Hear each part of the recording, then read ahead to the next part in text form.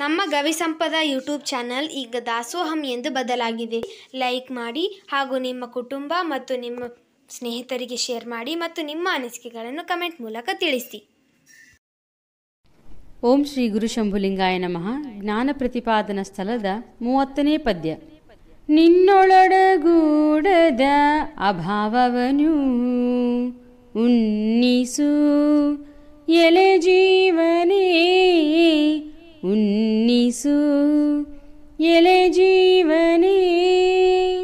ಮುನ್ನವಿಲ್ಲದ ಭಾವಂ ಉದಿಸಿ ಅಳಿದ ಮೇಲೆ ತನ್ನಿರವು ಇಲ್ಲೆನಿಸಿದ ಅಭಾವವು.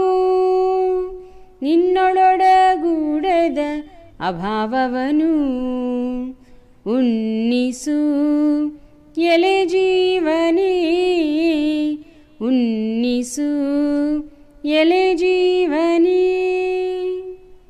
ಇದರೊಳಿದಿಲ್ಲೇ ಪೆನಿಸುವ ಅಭಾವವು ಅನುದಿನವು, ಅದಕ್ಕಿಲ್ಲ ತೋರ್ಕೆಯೇನೀಪ ಅಭಾವವು. ನಿನ್ನೊಳೊಡಗೂಡದ ಅಭಾವವನು ಉನ್ನಿಸು ಎಲೆ ಜೀವನೇ, ಉನ್ನಿಸು ಎಲೆ ಜೀವನೇ. ಎಲ್ಲವನ್ನು ಒಳಕೊಂಡ ಭಾವಚತುಷ್ಟಯವು ಇಲ್ಲಾಗಿ ಶಂಭುಲಿಂಗದ ನಿತ್ಯ ಪದವಾದ. ನಿನ್ನೊಳೊಡಗೂಡದ ಅಭಾವವನು ಉನ್ನಿಸು ಎಲೆ ಜೀವನೇ. ಪೂಜ್ಯಪಾದ ಸದ್ಗುರುಗಳ ಶ್ರೀ ಚರಣಾರವಿಂದಗಳಲ್ಲಿ ದಂಡವತ್ ನಮಸ್ಕಾರಗಳನ್ನು ಸಮರ್ಪಿಸಿ, ಕ್ಷೇತ್ರಾದಿದೇವತೆ ಶುದ್ಧ ಬುದ್ಧಿಗೆ ಸಾಕ್ಷಿ ಪರಮಾತ್ಮನಾದ ಜಗದ್ಗುರು ಕೊಪ್ಪಳದ ಗವಿಸಿದ್ದೇಶ್ವರರ ಶ್ರೀ ಚರಣಾರವಿಂದಗಳಿಗೆ ದಂಡವತ್ ನಮಸ್ಕಾರಗಳನ್ನು ಸಮರ್ಪಿಸಿ, ಬಹುದಿನಗಳಿಂದ ಶ್ರೀಮನ್ ನಿಜಗುಣ ಶಿವಯೋಗಿಗಳಿಂದ ವಿರಚಿತವಾದ ಕೈವಲ್ಯ ಪದ್ಧತಿ ನಾಮಕ ಗ್ರಂಥದ ಪಂಚಮ ಸ್ಥಳ ಜ್ಞಾನ ಪ್ರತಿಪಾದನಾ ಸ್ಥಳ ಅನ್ನೋದು ಬಹುತೇಕ ಕರ್ನಾಟಕದ ತೀವ್ರ ಮುಮುಕ್ಷುಗಳ ಅದೊಂದು ಮಹಾಮಂತ್ರವಾಗಿದೆ. ಅಂಥ ಸ್ಥಳದಲ್ಲಿ ಸದ್ಗುರುವಿನ ದಯೆಯಿಂದ ಪ್ರಾರಂಭದಿಂದ ಇಲ್ಲಿಯವರೆಗೆ ವಿಶೇಷವಾದ ಪದಗಳನ್ನ ನಾವು ಚಿಂತಿಸ್ತಾ ಬಂದಿದ್ದೇವೆ. ಗುರುಗಳು ನಿಮ್ಮೆಲ್ಲರನ್ನ ಕುರಿತು ಉಪದೇಶ ಮಾಡಿದ್ದಾರೆ. ನಿಮ್ಮೆಲ್ಲರಿಗೆ ನೆನಪಿರುವ ಹಾಗೆ ಆತ್ಮನ ಯಥಾರ್ಥ ಜ್ಞಾನವನ್ನು, ಜ್ಞಾನ ಪ್ರತಿಪಾದನಾ ಸ್ಥಳದ ಗುರಿ ಏನು ಅಂದ್ರೆ ಚೈತನ್ಯದ, ಆತ್ಮನ ಅಥವಾ ಪರಬ್ರಹ್ಮದ ಇನ್ನೇನೋ ಶಬ್ದಗಳಿಂದ ಚಿಂತಿಸುತ್ತಿರುವಂತಹ ಒಂದು ಸೂಕ್ಷ್ಮವಾದಂತಹ ತತ್ವವನ್ನ, ಅದರ ಯಥಾರ್ಥ ಜ್ಞಾನವನ್ನು ಮಾಡಿಕೊಡುವ ಸಲುವಾಗಿಯೇ ರಚಿಸಿರುವಂತಹ ಸ್ಥಳ ಜ್ಞಾನ ಪ್ರತಿಪಾದನಾ ಸ್ಥಳ. ಈ ಜ್ಞಾನ ಪ್ರತಿಪಾದನಾ ಸ್ಥಳದಲ್ಲಿ ಪ್ರಾರಂಭದಲ್ಲಿ ಒಂದಿಷ್ಟು ಅಧಿಕಾರ, ಅದಕ್ಕೊಂದಿಷ್ಟು ವಿಷಯ ಸಂಬಂಧಗಳು, ಅದರ ಪ್ರಯೋಜನಗಳು, ಅದಕ್ಕಾಗಿಯೇ ಒಂದಿಷ್ಟು ರೂಪಕಗಳು, ಅವುಗಳೆಲ್ಲಕ್ಕೂ ಲಕ್ಷಣಗಳು, ಇವೆಲ್ಲವನ್ನು ಸೂಚ್ಯವಾಗಿ ನಮಗೆ 4-5 ಪದಗಳಿಂದ ತಿಳಿಸುತ್ತಾ ಬಂದು ಬಹುತರ 5ನೇ ಪದ ಇರಬಹುದು ಅಂದ್ಕೊಂಡಿದ್ದೇನೆ. ನಂಬೋ ಜ್ಞಾನವನೇ ಕರ್ಮವೆಂಬ ಜಾಲದೊಳು ಸಿಲುಕಿ ಹಂಬಲಿಸದಿರು ಮುಕ್ತಿ ಎಂಬಯಸಿ ಮನುಜ ಅನ್ನುವಂಥ ಪದದಿಂದ ಒಂದು ಡಂಗುರವನ್ನು ಸಾರಿದೆ. ಆ ಪದಕ್ಕೆ ಏನಂತ ಅನ್ಬೇಕಪ್ಪ ರುದ್ರಣ್ಣ? ಡಂಗು. ಡಂಗುರ ಹಾಕ್ತಾರ ಗೊತ್ತಾ ನಿಮಗ? ಡಂಗುರ್ ಅಂತ ಹಾಕ್ತಾರ ಗೊತ್ತಾ ನಿಮ್ಗೆ? ರೇಷನ್ ಬಂದತಿ ತಗೊಂಡ್ ಹೋಗ್ರೆಪೋ ಅಂತ ಹಾಕುದಿಲ್ಲ? ಚಿಮ್ನಿ ಏನ್ ಬಂದತಿ ತಗೊಂಡ್ ಹೋಗ್ರೆಪೋ ಅಂತ ಹೇಳಿ ಹಳ್ಳಿಗಳಲ್ಲಿ ಡಂಗರ ಹಾಕ್ತಾರಲ್ಲ, ಹೌದು ಅಪ್ಪಾಜಿ. ಹಾಗೆ ನಮ್ಮ ನಿಮ್ಮೆಲ್ಲರಿಗೆ ಕುರಿತು ಒಂದು ಡಂಗುರವನ್ನು ಸಾರಿದರು. ಹ್ಮ್ ಏನು ಡಂಗುರದ ವಿಷಯ ಅಂದ್ರೆ, ನಂಬು ಜ್ಞಾನವನೇ. ಏನಂತ ಹೇಳಿದ್ರು? ನಂಬು ಜ್ಞಾನವನೇ. ಜ್ಞಾನವನೇ. ಹಂಬಲಿಸದಿರು. ಹೌದು. ಯಾವ ಪ್ರಯೋಜನಕ್ಕಾಗಿ ಸಕಲ ಶಾಸ್ತ್ರಗಳು ಅಥವಾ ಯಾವ ಪ್ರಯೋಜನಕ್ಕಾಗಿ ಋಷಿಕುಲಗಳು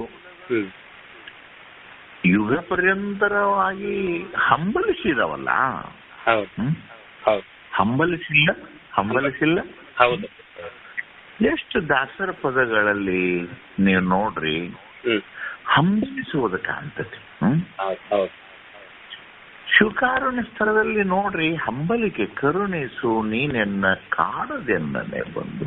ಹೌದು, ಕರುಣಿಸೋ, ದಯಮಾಡಿಸೋ, ದರುಶನ ತೋರೋ ಅಂತೇಳಿ ಹಂಬಲಿಸಿಲ್ಲ. ಎಲ್ಲ ಕಡೆ ಹಂಬಲಿಕೆ ಕಾಣೋದಿಲ್ಲ. ಕೃಪೆ ಮಾಡೋ ಅಂದ್ರೆ ಏನಾದ್ರ ಅರ್ಥ ಏನು? ಹಂಬಲಿಸ್ತಾ ಇದ್ದ. ಹೆಂಗ ಬಡವರು ಹೊಟ್ಟೆಯಾಗಿ ಒಂದಿಷ್ಟು ಜ್ವಾಳ ಕೊಡ್ರಿ, ಒಂದಿಷ್ಟು ಅಕ್ಕಿ ಕೊಡ್ರಿ ಅಂತ ಸಾಹುಕಾರ ಮನೆ ಮುಂದೆ ಬೇಡ್ತಾರಿಲ್ಲ, ಹಂಗ ಶಿವನನ್ನ ಅನ್ಯವೆಂದು ತಿಳಿದು ಅಲ್ಲಿ ಏನ್ ಮಾಡಿದ್ರು? ಹಂಬಲಿಸಿದ್ರು.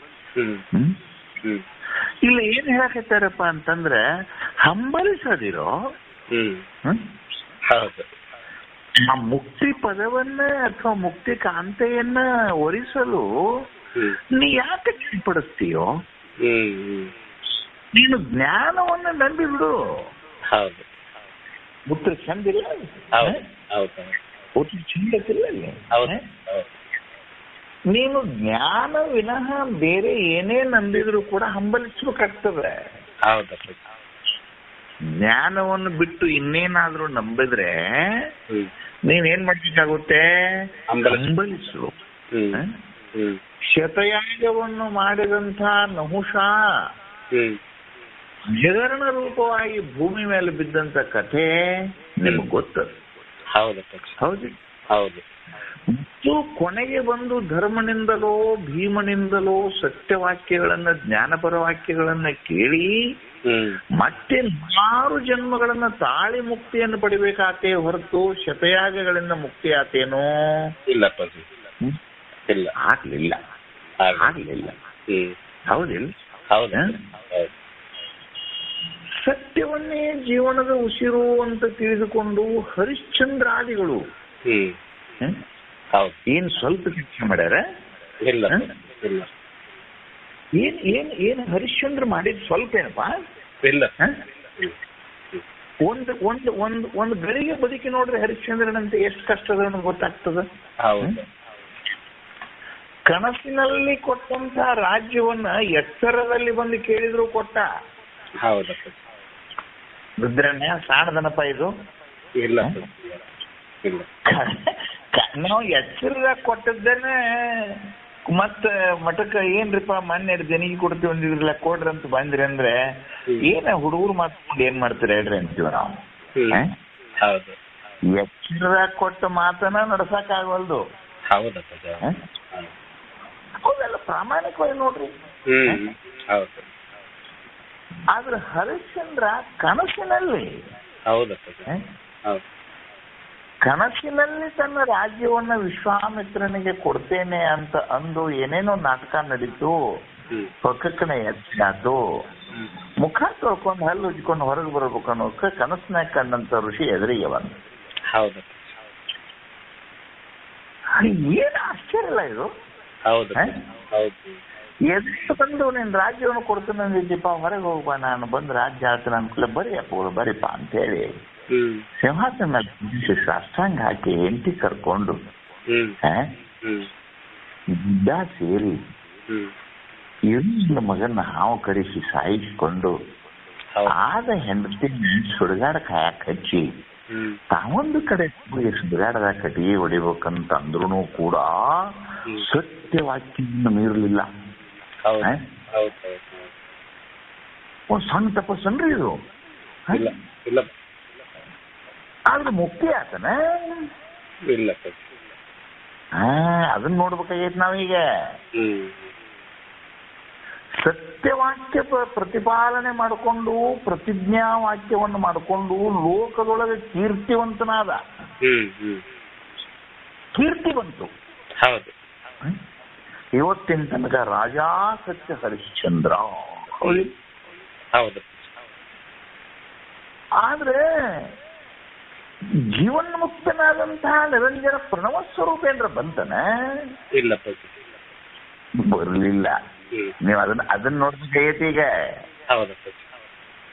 ಹೌದಿಲ್ಲ? ಬಂದು ಕೇಳಿದಂಥ ಯಾವುದೇ ಜೀವಿ ಬಂದು ದೇಹಿ ಅಂತ ಅಂತು ಅಂದ್ರೆ ಮರಳಿ ಕಳಿಸ್ಬೇಕು ನಾನು ಅನ್ನುವಂತ ಪ್ರಮಾಣ ಮಾಡಿದಂತ ಶಿವಿ ಏನ್ ಅವನ ಹೆಸರೇನು ಶಿವಿ ಚಕ್ರವರ್ತಿ. ಕೇಳಿರಿಲ್ಲ ಕಥೆ? ಶಿವಿ ಚಕ್ರವರ್ತಿ ಕಥೆ ಕೇಳಿರಿಲ್ಲ? ಏನ್ ಹೇಳಿ ನಾನು ಅದನ್ನ ನಿಮಗೆ ಹೇಳ್ತೇನೆ. ಒಂದು ಪಾರಿವಾಳ ಮತ್ತು ಒಂದು ಗಿಡಗ ಹಾರಿ ಬರ್ತಿತ್ತು ರುದ್ರನ. ಪಾರಿವಾಳ ಮುಂದೆ ಬರ್ತಿತ್ತು, ಗಿಡಗ ಹಿಂದಿಂದ ಬರ್ತಿತ್ತು. ಇನ್ನ ಗಿಡಗದ ಕೈಯ ಸಿಕ್ಕಿನಿ ಅಂದ್ರೆ ನನ್ನ ಕೊಂದು ತಿತ್ತತಿ ಅಂತ ಹೇಳಿ ಆ ಪಾರಿವಾಳ ಆಕಾಶದೊಳಗೆ ಅಲ್ರಿ ತನ್ನ ಬಾಳೆ ತಾ ಮಾಡ್ಕೊಂಡು ಸುಮ್ಮನೆ ತೆಳಗಿದ್ದ ಮನುಷ್ಯ ಇವ. ಆಕಾಶದಲ್ಲಿರುವಂತಹ ಪಾರಿವಾಳ ಹಾರಿ ಬಂದು ಶಿವಚಕ್ರವರ್ತಿ ಬೆನ್ನಿನ ಮೇಲೆ ಕುಂತ ಚೂ ಚೂ ಚೂ ಚೂ ಅಂತು. ಯಾಕಂದ ರಾಜ,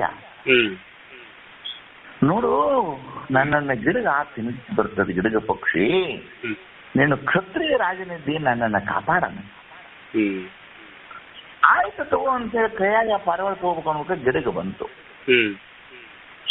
ಗಿಡಗ ಬಂದದ್ದಂತು ರಾಜನ್ನ ಆ ಪಕ್ಷಿಯನ್ನು ನನಗೆ ಬಿಟ್ಟು ಬಿಡು, ನನಗೆ ಹಸಿವಾಗೈತಿ ಅಂತ ನಂತು. ಗಿಡಗ ಬಂದು ಏನನ್ನಾಕತೈತಿ ರುದ್ರನ? ನನಗೆ ಹಸಿವಾಗಿದೆ, ಆ ಪಕ್ಷಿಯನ್ನು ಬಿಟ್ಟು ತಿಂತೀನಿ ಅಂತ ಮಾಡ್ತೀನಿ. ಪಾರಿವಾಳ ಏನನ್ನಾಕತೈತಿ? ನೀನು ಕ್ಷತ್ರಿಯನಿದ್ದೀಯ, ನನ್ನನ್ನ ರಕ್ಷಣೆ ಮಾಡು ಅಂತ ಹೇಳಕತ್ತ. ಯಾವ್ದು ಮಾಡ್ಬೇಕು ಈಗ? ರಕ್ಷಣೆ ಮಾಡ್ಬೇಕು. ಆಶ್ರಯ ಕೇಳಿ ಬಂದತ್ತಲ್ಲ. ಹೌದು. ಗಿಡ ಏನಂತ ತಂದ್ರೆ ಅದನ್ನ ತಿನ್ಲಿಲ್ಲ ಅಂದ್ರೆ ನಾಶ ಆಯ್ತಾನ. ಆಗ್ಬಿಟ್ಟು ಚಕ್ರ ಕಣ್ಣಿ ಚಕ್ರ ಬರಾಕತೈತಿ. ಹೌದು.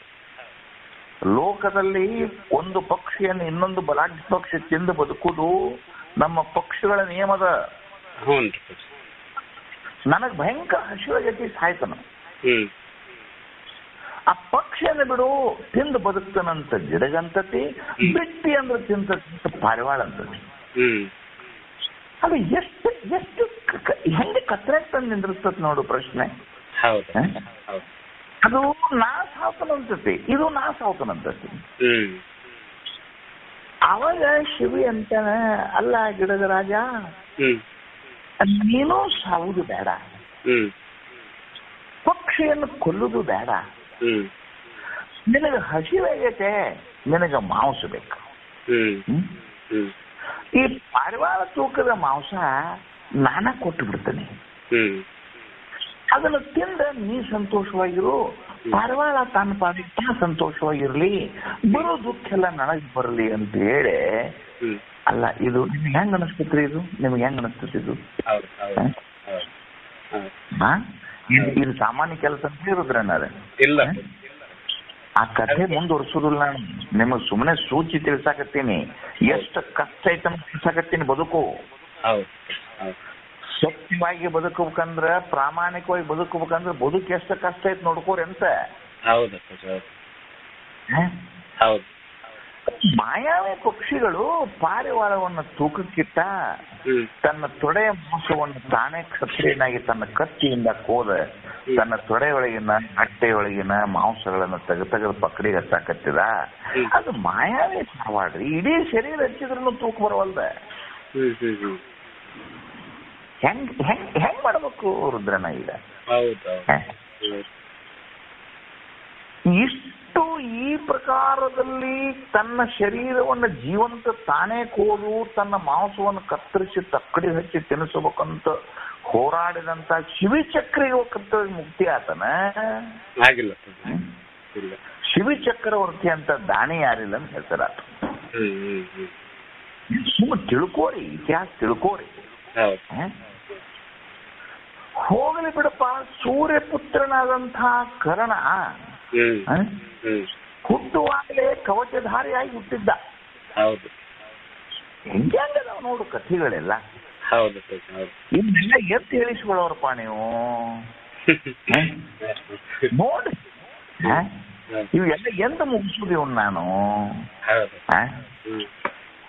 ಕವಚಧಾರಿಯಾದಂತಹ ಕರ್ಣ ಮಹಾಭಾರತ ಯುದ್ಧದಲ್ಲೇ ಅವನನ್ನ ಮೀರಿಸಿ ಯಾರು ಜೀವನದೊಳಗೆ ಏನು ಮಾಡಕ್ ಆಗ್ತಿದ್ದಿದ್ದಿಲ್ಲ. ಕರ್ಣನನ್ನು ಕೊಲ್ಲಲಿಲ್ಲ ಅಂದ್ರೆ ಅರ್ಜುನನಿಗೆ ಉಳಿಗಾಲಿದ್ದಿದ್ದಿಲ್ಲ. ಬೆಟ್ಟಿಗೆ ಬಿದ್ದವ್ರನ್ನ ಕಾಪಾಡುವಂತಹ ಕೃಷ್ಣ ಬ್ರಾಹ್ಮಣ ಕುಮಾರನ ವೇಷವನ್ನು ಹಾಕಿ ಕರ್ಣನ ಹತ್ತಿರ ಹೋಗಿ ಅವನ ಕರ್ಮಕುಂಡಲಗಳನ್ನ ಕೇಳಿದಾಗ, ಕವಚಗಳನ್ನು ಕೇಳಿದಾಗ, ಈ ಕ್ಷಣದಲ್ಲಿ ಇವನು ಕಿತ್ತು ಕೊಟ್ಟರೆ ನನ್ನ ಪ್ರಾಣ ಹೋಗತ್ತೆ ಅನ್ನೋದು ಗೊತ್ತತೆ. ಕರ್ಣ ಗೊತ್ತಿಲ್ಲ ಏನದು? ಗೊತ್ತಾಯ್ತಪ್ಪ. ಅಲ್ರಿ, ಯುದ್ಧ ಭೂಮಿ ಅದು. ಹೌದಪ್ಪ. ಎದುರಿಗೆ ಅಕ್ಷೋಹಿಣಿ ಸೈನ್ಯ ಬಾಣ ಹಿಡ್ಕೊಂಡು ನಿಂತತಿ. ಆ ಕರ್ಣಕುಂಡಲ ಅಂತಂದ್ರೆ ನಿಮ್ಮ ಭಾಷೆಯೊಳಗೆ ಬುಲೆಟ್ ಪ್ರೂಫ್ ಶರ್ಟ್ಸ್. ಈ ಬುಲೆಟ್ ಪ್ರೂಫ್ ಶರ್ಟ್ ಅಂತ ಇರ್ತತಿ. ನಾನು ನೋಡಿಲ್ಲ, ಮಂದಿ ಹೇಳುತ್ತೆ. ಅವು ಅವನ್ನ ಹಾಕೊಂಡ ಯೋದ್ಧಾಗಳು ಅಥವಾ ಈ ದೊಡ್ಡ ದೊಡ್ಡ ಮಿನಿಸ್ಟರ್ಸು ಇಂಥವ್ರೇನೋ ಆ bullet proof shirt, bullet proof car ಅಂತೂ ಅದಾವು. ಕೆಲವೊಂದು ಕಾರ್ಗಳಿಗೆ ನೀವು ಹಿಂಗ್ ಫೈರ್ ಮಾಡಿದ್ರೆ ಆ ಗುಂಡ ಒಳಗೆ ಹೋಗುದಿಲ್ಲ ಅದು. ಅವಕ್ಕೇನಂತಾರ? ರಕ್ಷಣಾ ಕವಚಗಳಂತ. ಅಂತ ರಕ್ಷಣಾ ಕವಚಗಳನ್ನ ಕಿತ್ತು ಕೊಟ್ಟಂತ ಕರ್ಣ ಕೈಯಾಗ ಕೊಟ್ಟೆ ಹೇಳಿದ, ನೋಡು ಬ್ರಾಹ್ಮಣ್, ನೀ ಯಾರನ್ನೋದು ಗೊತ್ತದ, ನೀ ಯಾಕೆ ಬಂದಿ ಅನ್ನೋದು ನನಗ್ ಗೊತ್ತದ, ನೀ ಯಾರನ್ನೋದು ನನಗ್ ಗೊತ್ತದ. ಆದ್ರೆ ನಾನು ಜ್ಞಾನ ಗುಣದಿಂದ ಹಿಂದಕ್ಕೆ ಸರಿಯುವುದಂತ ಪ್ರತಿಜ್ಞೆ ಮಾಡಿದೀನಿ. ತಗೊಂಡು ಹೋಗ ಕೊಟ್ಟು ಯುದ್ಧ ಭೂಮಿಯಲ್ಲಿ ಕಿರೀಟ ಕೆಳಗೆ ಬಿದ್ದ ರಥದ ಗಾಲಿ ಸಿಕ್ಕ ಸತ್ರುನು ಕೂಡ ಕರ್ಣನಿಗೆ ಮುಕ್ತಿ ಆತೇನೋ? ಆಗ್ಲಿಲ್ಲಪ್ಪ. ಕೇಳೋ ಪ್ರಶ್ನೆ ಅಲ್ಲೇ ಐತದು, ಕಥೆ ಹೇಳೋ ವಿಚಾರ ಇಲ್ಲ. ಹೌದಪ್ಪ. ನಾಕಾರ ಕಥೆ ನಿಮ್ಗೆ ಹೇಳಿನಿಲ್ಲೋ ಈಗ? ಹೌದಪ್ಪ. ಅಂದ್ರೆ ಏನು ಹೇಳ್ಬೇಕಾಗೈತಂದ್ರೆ, ನೀ ದಾನಿಯರ ಆಗು, ನೀನು ಸತ್ಯವರೇ ಪರಿಪಾಲಕನರ ಆಗು, ನೀನು ಅಹಿಂಸಾ ಬೋಧಕನಾಗಿ ಎದಿಗೆ ಗುಂಡ ಬಡದ ಈಚೆ ಕಡೆ ಒಂದು ಹೊಡೆಯಪ್ಪ ಅಂತನ್ನುವಂತ ಅಹಿಂಸಾ ತತ್ವಕನಾದ್ರೂ ಆಗು. ಅದರಿಂದ ನಿನ್ನ ಅಂತಃಕರಣ ಶುದ್ಧಿ ಆದೀತಲ್ಲದೆ ಲೋಕದಲ್ಲಿ ನಿನ್ನ ಕೀರ್ತಿ ಅಜರಾಮರವಾದೀತಲ್ಲದೆ ನಿನಗೆ ಜೀವನ ಮುಕ್ತಿ ಅನ್ನುವಂಥದ್ದು ಸಂಭವಿಸುವುದಿಲ್ಲ ಅನ್ನುವಂತ ಶ್ರುತಿ ಪ್ರಮಾಣವನ್ನ ನಾನು ನಿಮಗೆ ಇವತ್ತು ನೆನಪು ಮಾಡಿಕೊಡ್ಬೇಕಾಗಿತ್ತು. ಆ ನೆನಪಿಗೆ ಆ ಪದ್ಯವನ್ನು ನಿಮಗೆ ಸೂಕ್ಷ್ಮವಾಗಿ ತೋರಿಸಿದ್ದೇನೆ. ಕೆಳಗನು ಬಂದಾನ ಅವರು ಆಗಮ ಪುರಾಣ ವೇದ ಪೂಗದೊಳು ಅನ್ನುವಂಥ ವಾಕ್ಯದಿಂದ ನನಗೆ ಈ ಹಿಂದೆಲ್ಲ ಪಾಠ ಮಾಡ್ಯದ, ಅದನ್ನು ಸುಮ್ಮನೆ ನೆನಪು ಮಾಡಿಕೊಡ್ತೇನೆ. ಅಂದ್ರೆ ಏನ್ ಉದ್ದೇಶ ಏನು? ಜನನ ಮರಣ ರಹಿತತ್ವವಾದಂತಹ ಕೇವಲವಾದ ನಿರ್ಗುಣ ರೂಪವಾದ ಪರಮಾತ್ಮನ ಅನುಸಂಧಾನ ಅದು ಜ್ಞಾನದಿಂದ ಅಲ್ಲದೆ ಅನ್ಯ ವಿಷಯದಿಂದ ಅಲ್ಲ ಅನ್ನೋದನ್ನ ನಿಮಗೆ ಗಟ್ಟಿ ಮಾಡಿಕೊಡ್ಬೇಕಾಗಿತ್ತು ಅಷ್ಟೇ. ಈಗ ಎಲ್ಲ ಪ್ರಮಾಣಗಳಿಂದ ನಿಮ್ಗೆ ಅದನ್ನ ತಿಳಿಸಿ ಆಯ್ತು. ಇಲ್ಲಿಂದ ಪ್ರಾರಂಭ ಆದಂತಹ ಜ್ಞಾನ ಪ್ರತಿಪಾದನಾ ಸ್ಥಳ ಇದೇ ಪದ್ಯದಿಂದ ಅದು ಜ್ಞಾನ ಪ್ರತಿಪಾದನಾ ಸ್ಥಳ ಟೇಕಪ್ ಆಗ್ತದು. ಇದರ ಹಿಂದಿನ ಎಲ್ಲ ಪದ್ಯಗಳು ಇದಕ್ಕೆ ಪೂರಕವಾಗಿದ್ದು. ನಿಮ್ಮ ಅಧಿಕಾರ, ಆ ಜ್ಞಾನ ವೈರಾಗ್ಯಕ್ಕೂ ಮತ್ತು ನಿಮ್ಮ ಅದೇನಪ್ಪಾ ನಿಮ್ಮ ಅನುಸಂಧಾನಗಳು, ನಿಮ್ಮ ಎಲ್ಲ ಕರ್ಮಗಳಿಗೆ ಅವುಗಳಿಗೆ ಸಾಧನೆಗಳಂದ್ರೆ ಏನು ಅನ್ನೋದನ್ನ ಅವರು ಒಂದು ವ್ಯಾಖ್ಯಾನ ಮಾಡಿಕೊಟ್ಟಿದ್ರೆ ಅಲ್ಲಿ. ಇಲ್ಲಿಂದ ಏನಾಯ್ತು ಅಂತಂದ್ರೆ ಜ್ಞಾನದ ಉತ್ಕರ್ಷ ಏನಂತಾರೆ ಇದಕ್ಕೆ? ಜ್ಞಾನದ ಉತ್ಕರ್ಷ. ಹೆಂಗ ತಿರುಪತಿ ಬೆಟ್ಟ ಹತ್ತಿದ ಕೂಡಲೇ ಒಣ್ಣೆ ನಡಿ ಎತ್ತಿದ ಕೂಡಲೇ ತೇಕ್ ಶುರು ಆಗತ್ತಿಲ್ಲ ಅಲ್ಲಿ. ಹಂಗ ಇಲ್ಲಿಂದ ಏನಾಯ್ತು ಅಂದ್ರ ಜ್ಞಾನದ ಉತ್ಕರ್ಷತೆ ಪ್ರಾರಂಭ ಆಗಿ ಅವರು ನಿರ್ಣಯ ಏನ್ ತಗೊಂಡ್ರು ಅಂತಂದ್ರೆ ಯಾವುದನ್ನ ಕುರಿತು ತಿಳ್ಕೊಳಕ್ ಹೊಂಟಿವೆಲ್ಲ ಅದರ ಪರಿಪೂರ್ಣ ಲಕ್ಷಣವನ್ನು ಕೊಡ್ಬೇಕು ನಿಮಗೆ. ಯಾವುದನ್ನ ತಿಳ್ಕೊಳಕ್ ಹೊಂಟಿವಪ್ಪ ಈಗ? ಆತ್ಮನೆಂದರೆ ಏನು, ಅಥವಾ ಪರಬ್ರಹ್ಮವೆಂದರೆ ಏನು, ಅಥವಾ ಚೈತನ್ಯವೆಂದರೆ ಏನು ಅನ್ನೋದನ್ನ ತಿಳ್ಕೊಳ್ಳೋ ಸಲುವಾಗಿ ಹೊಂಟಿವಪ್ಪ ಅಂದಾಗ ಆ ಪರಬ್ರಹ್ಮ ವಸ್ತುವಿನ ಲಕ್ಷಣಗಳಿಂದ ನಿಮಗದನ್ನ ಹೇಳ್ಬೇಕಾಗ್ತದ ಅಂತ ಹೇಳಿ ಸ್ವರೂಪ ಲಕ್ಷಣದ ಅನುಸಂಧಾನವನ್ನು ಮಾಡಿಕೊಡ್ಬೇಕು ಅಂತ ಹೇಳಿ ಅವ್ರು ಏನ್ ಮಾಡಿದ್ವು ಅಂತ, ಪರಮಾತ್ಮನಿಗೆ ಅವ್ಯಾಪ್ತಿ ಅತಿವ್ಯಾಪ್ತಿ ಅಸಂಭಾವನಾ ದೋಷತ್ರಯಗಳಿಂದ ಮುಕ್ತವಾದಂತಹದ್ದು ಸತ್ತು ಚಿತ್ತು ಆನಂದ ನಿತ್ಯ ಪೂರ್ಣ ಅನ್ನುವಂಥ ಪಂಚ ಲಕ್ಷಣಗಳನ್ನ ನಿಮಗೆ ಕ್ರಮವಾಗಿ ಪಾಠ ಮಾಡ್ಲಿಕ್ಕೆ ಶುರು ಮಾಡಿ. ಅದರಲ್ಲಿ ಮೊದಲು ಏನ್ ತಗೊಂಡ್ರು ಅಂದ್ರೆ ಸದ್ರೂಪಾನುಸಂಧಾನ. ಮೊದಲನೇ ಪದ ಏನಪ್ಪಾ ಅದು? ಅಲ್ಲಿಂದ ಸದ್ರೂಪಾನುಸಂಧಾನ. ಹೌದು, ಸದ್ರೂಪಾನುಸಂಧಾನದ ಪದಗಳನ್ನ ನಿಮಗೆ ಅಭ್ಯಾಸ ಲಿಂಗದ ಪ್ರಕಾರ ಪದೇ ಪದೇ ಪದೇ ಪದೇ ಪದೇ ಪದೇ ತಿಳಿಸಿ. ಮುಂದೆ ಚಿದ್ರೂಪಾನುಸಂಧಾನ. ಚಿದ್ರೂಪಾನುಸಂಧಾನಗಳನ್ನು ಕೂಡ ಎಲ್ಲ ಕಡೆಗೂ ಅಭ್ಯಾಸ ಲಿಂಗವನ್ನು ಬಿಡ್ಲೇ ಇಲ್ಲ ಅವರು. ಅಭ್ಯಾಸ ಅಂದ್ರೇನು? ಪುನಃ ಪುನಃ ಪುನಃ ಪುನಃ. ಯಾಕಂದ್ರೆ ಒಂದೇ ಸಲ ಹಬ್ಬುದಿಲ್ಲ ಅದು. ಅದನ್ನ ಪುನಃ ಪುನಃ ಪುನಃ ಪುನಃ ಮಕ್ಕಳು ಹೆಂಗ ಈ ಇಂಗ್ಲಿಷ್ ಶಬ್ದ ಬೈಪಟ್ ಮಾಡುವಾಗ ಒಂದೇ ಶಬ್ದ ಒಂದ್ 8 ಸಲ ಅಂತಾವ ಅವು. ಹೌದು, ನೀವು ಯಾವ್ದಾರ ಪದ್ಯ ಬೈಪಟ್ ಮಾಡಕ್ಕೆ ಅಥವಾ ನೀವು ಗೀತಾ ಶ್ಲೋಕ ಮಾಡಕ್ಕೆ ನೀವು ಕುಂಡ್ರಿ, ಅದು ಒಂದ್ಸಲ ಅಂದ್ರೆ ಬರುದಿಲ್ಲ ಅದು. ಅದನ್ನ 100 ಸಲ ಅಂದು ಅಂದು ಅಂದು ಅಂದು ನೀವು ಹೆಂಗ ಸಬ್ ಕಾನ್ಶಿಯಸ್ ಮೈಂಡಿಗೆ ಅದನ್ನ ಟ್ರಾನ್ಸ್ಫರ್ ಮಾಡ್ತಿರಲ್ಲ, ಹೌದಿಲ್ಲ? ಹಂಗ ಅಭ್ಯಾಸ ಲಿಂಗವನ್ನ ನಿಜವನ್ ಶಿವಯೋಗಿಗಳು ಬಹಳ ಚೆನ್ನಾಗಿ ಅದನ್ನ ಇಲ್ಲಿ ಪ್ರತಿಪಾದನೆ ಮಾಡಿ ಒಂದೇ ಮಾತನ್ನ ಅನೇಕ ಯುಕ್ತಿ, ಅನೇಕ ಅನುಮಾನ, ಅನೇಕ ಉಪಮಾನ, ಅನೇಕ ಪ್ರಮಾಣ ಹೆಂಗ್ ಹೇಳುದನ್ನ ಒಂದೇ ಸತ್ಯ ಅದು. ಒಂದು ಸದ್ರೂಪವನ್ನೇ ಬರೀ ಒಂದು ಏನ್ ತ್ರಿಕಾಲಾಭಾದಿತಂ ಅಂತ ಇಷ್ಟು ಹೇಳಿದ್ರೆ ಮುಗಿಲಿಲ್ಲ ಅದು. ಅದನ್ನ ನಿನ್ನೊಳಗಿದೆ, ಅದ ಜಾಗ್ರತೆಯಲ್ಲಿ ನೋಡು, ಅದನ್ನು ಸ್ವಪ್ನದಲ್ಲಿ ನೋಡು ಅಂತ ಹೇಳಿ ಅನೇಕ ಅವಸ್ಥೆಗಳಲ್ಲಿಯೂ, ಅನೇಕ ದೇಹಗಳಲ್ಲಿಯೂ, ಅನೇಕ ಇಂದ್ರಿಯಗಳಲ್ಲಿಯೂ, ಅಂತಃಕರಣ ಚತುಷ್ಟಯಗಳಲ್ಲಿಯೂ ಇದು ನಾನು ಸದ್ರೂಪನು ಅನ್ನೋದನ್ನ ನಿಮಗೆ ಬಡ್ದು ಗಟ್ಟಿ ಮಾಡಿ, ಚಿದ್ರೂಪವನ್ನು ಗಟ್ಟಿ ಮಾಡಿ, ಆನಂದ ರೂಪವನ್ನ ನಿನ್ನೆ ತನಕ ಗಟ್ಟಿ ಮಾಡಿದ್ರು. ಅವೆಲ್ಲ ಏನಾದೀಗ ನಾನು ಸದ್ರೂಪನಿದ್ದೇನೆ ಅಂತಂದ್ರೇನು? ಇದಂ ರೂಪಾತ್ಮಕವಾಗಿ ಸರ್ವ ವ್ಯಾಪಕದಲ್ಲಿಯೂ ನಾನು ಜಗದ್ರೂಪವಾಗಿದ್ದೇನೆ ಅಂತನ್ನೋದು ನಿಮಗೆ ಅಲ್ಲಿ ಗೊತ್ತಾಯ್ತು. ಸಮಸ್ತ ಜಗತ್ತಿನ ಸಕಲ ಪಡಿ ಪದಾರ್ಥಗಳನ್ನು ನಾನು ಅರಿಯುತ್ತೇನೆ. ಒಂದೇನೋ ಜಗದ್ರೂಪದಲ್ಲಿ ಇದಮಾತ್ಮಕ ರೂಪದಿಂದ ನಾನು ಸರ್ವ ವ್ಯಾಪಕನಾಗಿದ್ದೇನೆ ಅನ್ನೋದು ಸದ್ರೂಪಾನುಸಂಧಾನದಲ್ಲಿ ಗೊತ್ತಾದ್ರೆ, ಚಿದ್ರೂಪಾನುಸಂಧಾನದಲ್ಲಿ ಏನ್ ಗೊತ್ತಾದ್ ನಿಮಗೆ? ಸಕಲವೆಲ್ಲವನ್ನು ನಾನೇ ಅರಿಯುತ್ತೇನೆ. ಹೌದಿಲ್ಲ? ನೋಡಿ ಚೆನ್ನಾಗಿ ತಿಳ್ಕೋರೆ ಅವನಿಗೆ. ಚಿದ್ರೂಪಾನುಸಂಧಾನದಲ್ಲಿ ಏನ್ ತಿಳ್ಕೊಂಡ್ರಿಪ್ಪ ನೀವು? ಸಕಲವೆಲ್ಲವನ್ನು ನಾನೇ ಅರಿಯುತ್ತೇನೆ.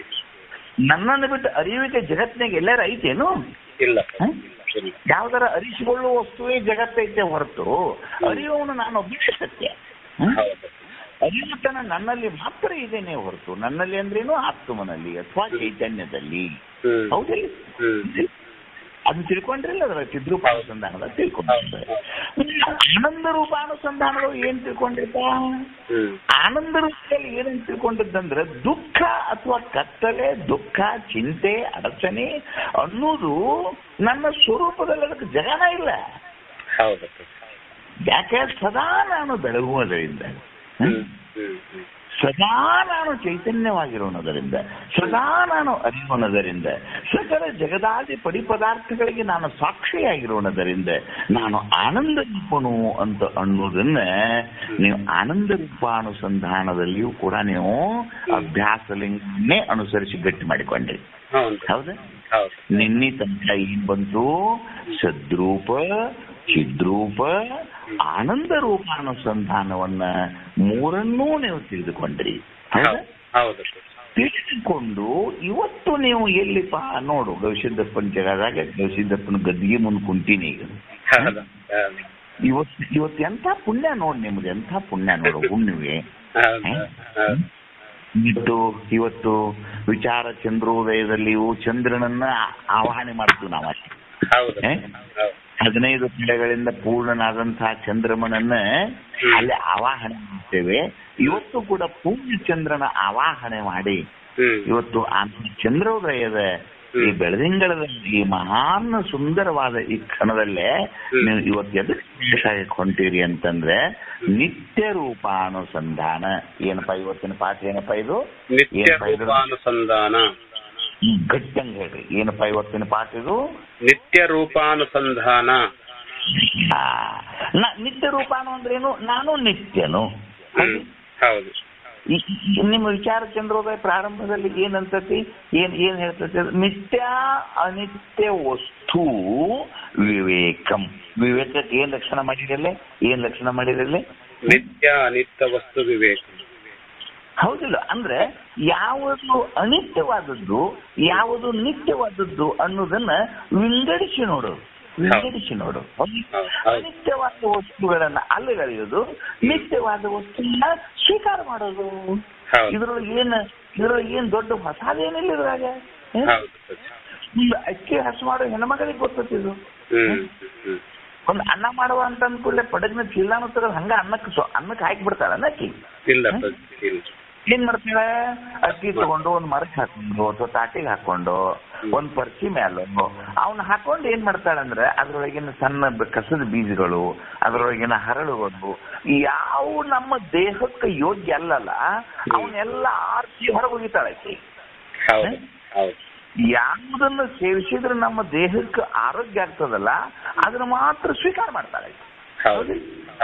ಇದಕ್ಕೇನಾದ್ರು ದೊಡ್ಡ ಶಾಸ್ತ್ರ ಓದಬೇಕನ್ನ? ಇದನ್ನ ಮಾಡಕ್ ಶಾಸ್ತ್ರ ಓದಬೇಕನ್ನ? ಏನಿಲ್ಲ. ಹಂಸ ಕ್ಷೀರ ನ್ಯಾಯದಂತೆ ಅಂತ ಹೇಳಿ ಒಂದು ನ್ಯಾಯ ನಿಮ್ಗೆಲ್ಲ ಗೊತ್ತಿರ್ತದೆ. ಒಂದು ಹಂಸ ಪಕ್ಷಿಯ ಮುಂದೆ ಒಂದು ಗುಟಕ ಹಾಲಿನೊಳಗೆ ಒಂದು ತಂಬಿ ಗಂಟ್ಲೆ ನೀರ್ ಹಾಕಿ ನೀವು ಮುಂದಿಟ್ರು ಕೂಡ ಅದ ಹಂಸ ಏನ್ ಮಾಡ್ತತಿ ಅಂದ್ರೆ ಆ ನೀರನ್ನ ಅಲ್ಲೇ ಬಿಟ್ಟು ಕೇವಲ ಹಾಲಿನ ಭಾಗವನ್ನು ಮಾತ್ರ ಕೊಡುವರ ಹೋಗ್ಬಿಡುತ್ತೆ. ನೋಡ್ರಿ, ಮತ್ತೆ ಅಲ್ಲೂ ನಿತ್ಯ ಅನಿತ್ಯ ವಸ್ತು ವಿವೇಕ ಐತೋ ಇಲ್ಲೋ ಪಕ್ಷಿಗೆ? ಐತಿಲ್ಲ. ನೀವ ನೋಡ್ರಿ, ಒಂದು ಕೆರೆಯಲ್ಲಿಯೋ ಒಂದು ನದಿಯಲ್ಲಿಯೋ ನೀರು ಕುಡಿಲಿಕ್ಕೆ ಹೋದಂತ ಪಶು ಕೂಡ ಏನ್ ಮಾಡ್ತತಿ ಅಂದ್ರೆ ಆ ನೀರಿನ ಮೇಗಿನ ಹೊಲಸನ್ನ ಮೂಗಿನಿಂದ ಊದಿ ಅದ ಕಡೆ ಸರಿಸಿ ತಿಳಿಯಾದ ನೀರನ್ನು ಸ್ವೀಕಾರ ಮಾಡ್ತೀವಿ. ನೀವೆಲ್ಲ ಜೀವನದಲ್ಲಿ ನೋಡ್ಕೋರಿ ಅವನ್ನ. ನಿಮಗ್ ಉಪ್ಪಿಟ್ಟು ಹಾಕಿ ಕೊಟ್ಟಿವಪ್ಪ ಅಂದ್ರೆ ಅದ್ರೊಳಗೇನು ಕಡ್ಡಿ ಕಸ ಕರಿಬೇವ ಅಂತ ತೆಗೆದಿಟ್ಟು ನೀವು ತಿಂತಿರೋ ಇಲ್ಲೋ? ಇದೇ ನಿತ್ಯ ವಸ್ತುವಿನ ವಿವೇಕ. ನಿತ್ಯ ವಸ್ತುವಿನ ವಿವೇಕ ಅಂತಂದ್ರೆ ಏನ್ ಶಾಸ್ತ್ರನ ಓದಬೇಕಂತ ಏನಿಲ್ಲ. ಪ್ರತಿ ಕ್ಷಣದಲ್ಲಿಯೂ ಕೂಡ ನಿಮ್ಗೆ ಈ ವಿವೇಕ ಜಾಗೃತಿಯಿಂದ ಇರಬೇಕೋ ಬೇಡ ಹೇಳ್ರಿ. ಇದು ಅಂತ ಒಂದು ನಿತ್ಯ ಅನುಸಂಧಾನಕ್ಕಾಗಿ ಇವತ್ತು ನಿಜಗುಂಡ್ರು ನಮಗೆ ಏನ್ ಮಾಡ್ತಾರಪ್ಪ ಅಂದ್ರೆ ಪಾಠ ಮಾಡ್ಲಿಕ್ಕೆ ಶುರು ಮಾಡ್ಯಾರ. ಈ ನಿತ್ಯ ಅಂತ ಅಂದ್ರೆ ಇದ್ರ ವಿರುದ್ಧಾರ್ಥ ಏನು? ಅನಿತ್ಯ. ಹೌದ? ಇದು ನಿತ್ಯ, ಇದು ಅನಿತ್ಯ. ಇದು ಎರಡನೇ ಪಾಠದಾಗ ಬಂದಿಲ್ಲ ಅಲ್ಲೇ? ಇದು ನಿತ್ಯ, ಇದು ಅನಿತ್ಯ ಎಂಬುದನ್ನು ಅರಿಯದೆ. ಅಂದ್ರೆ ಮೊದಲನೇ ಕೆಲಸ ಏನ್ ಮಾಡ್ಬೇಕು ನೀನು? ಬ್ರಹ್ಮನನ್ನ ಅರಿಯಕ್ ಹೋಗುವಂಗಿಲ್ಲ. ಬ್ರಹ್ಮನನ್ನ ಅರಿಯುವಕ್ಕಂತ ಹಂಬಲ ಮಾಡಕ್ ಹೋಗ್ಬೇಡ. ನಿನ್ನ ಆತ್ಮಚೈತನ್ಯವನ್ನು ಎದುರಿಟ್ಟು ನೋಡಕ್ ಹೋಗ್ಬೇಡ. ಮೊದಲು ಲೋಕದಲ್ಲಿ ಯೋಚನೆ ಮಾಡಿ ನೋಡು, ಇಲ್ಲಿ ನಿತ್ಯ ಯಾವುದದ ಅನಿತ್ಯ ಯಾವುದನ್ನ ಅನ್ನೋದನ್ನು ಒಂದು ಕ್ಷಣ ಕಣ್ಣು ಮುಚ್ಚಿ ನೋಡು. ನೋಡು ಸ್ವಲ್ಪ. ಚಿಂತೆಗಳೆಲ್ಲವೂ ಅವು ಕಾಲನ ಬಾಧೆಗೆ ಒಳಪಟ್ಟಾವ. ತಮ್ಮ ಸ್ವಲ್ಪ ನೋಡ್ಕೋರಿ ಅನ್ನೋದ. ಅನಿತ್ಯ ವಸ್ತುಗಳು ಎದುರು ಬಾಧೆಗೆ ಒಳಪಟ್ಟಾವಪ್ಪ? ಅವು ಕಾಲನ ಬಾಧೆಗೆ ಒಳಪಟ್ಟಾವ.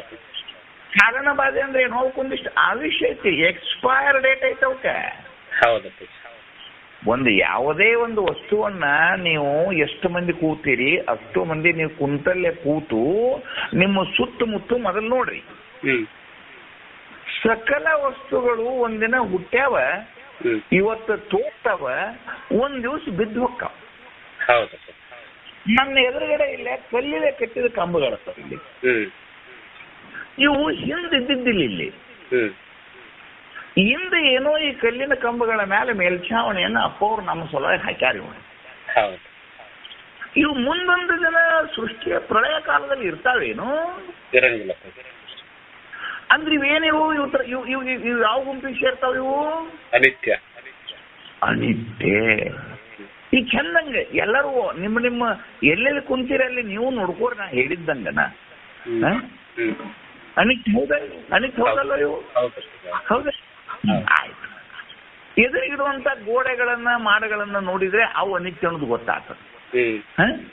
ನೀವೊಂದು ಕುರ್ಚಿ ಮೇಲೆ ಕೂತೀರಿ ಅಥವಾ ಒಂದು ಚಾಪಿ ಮೇಲೆ ಕೂತೀರಿ ಅಂತ ತಿಳ್ಕೊರಿ, ಅದನ್ನ ಒಂದಿನ ಮಾತಾಡಿಸಿ ನೋಡ್ರಿ. ಎಲೆ ಕುರ್ಚಿ, ಎಲೆ ಚಾಪಿ, ನೀ ಎಷ್ಟು ದಿನ ಇರ್ತಿ ಅಂತ ಕೇಳಿ ನೋಡ್ರಿ.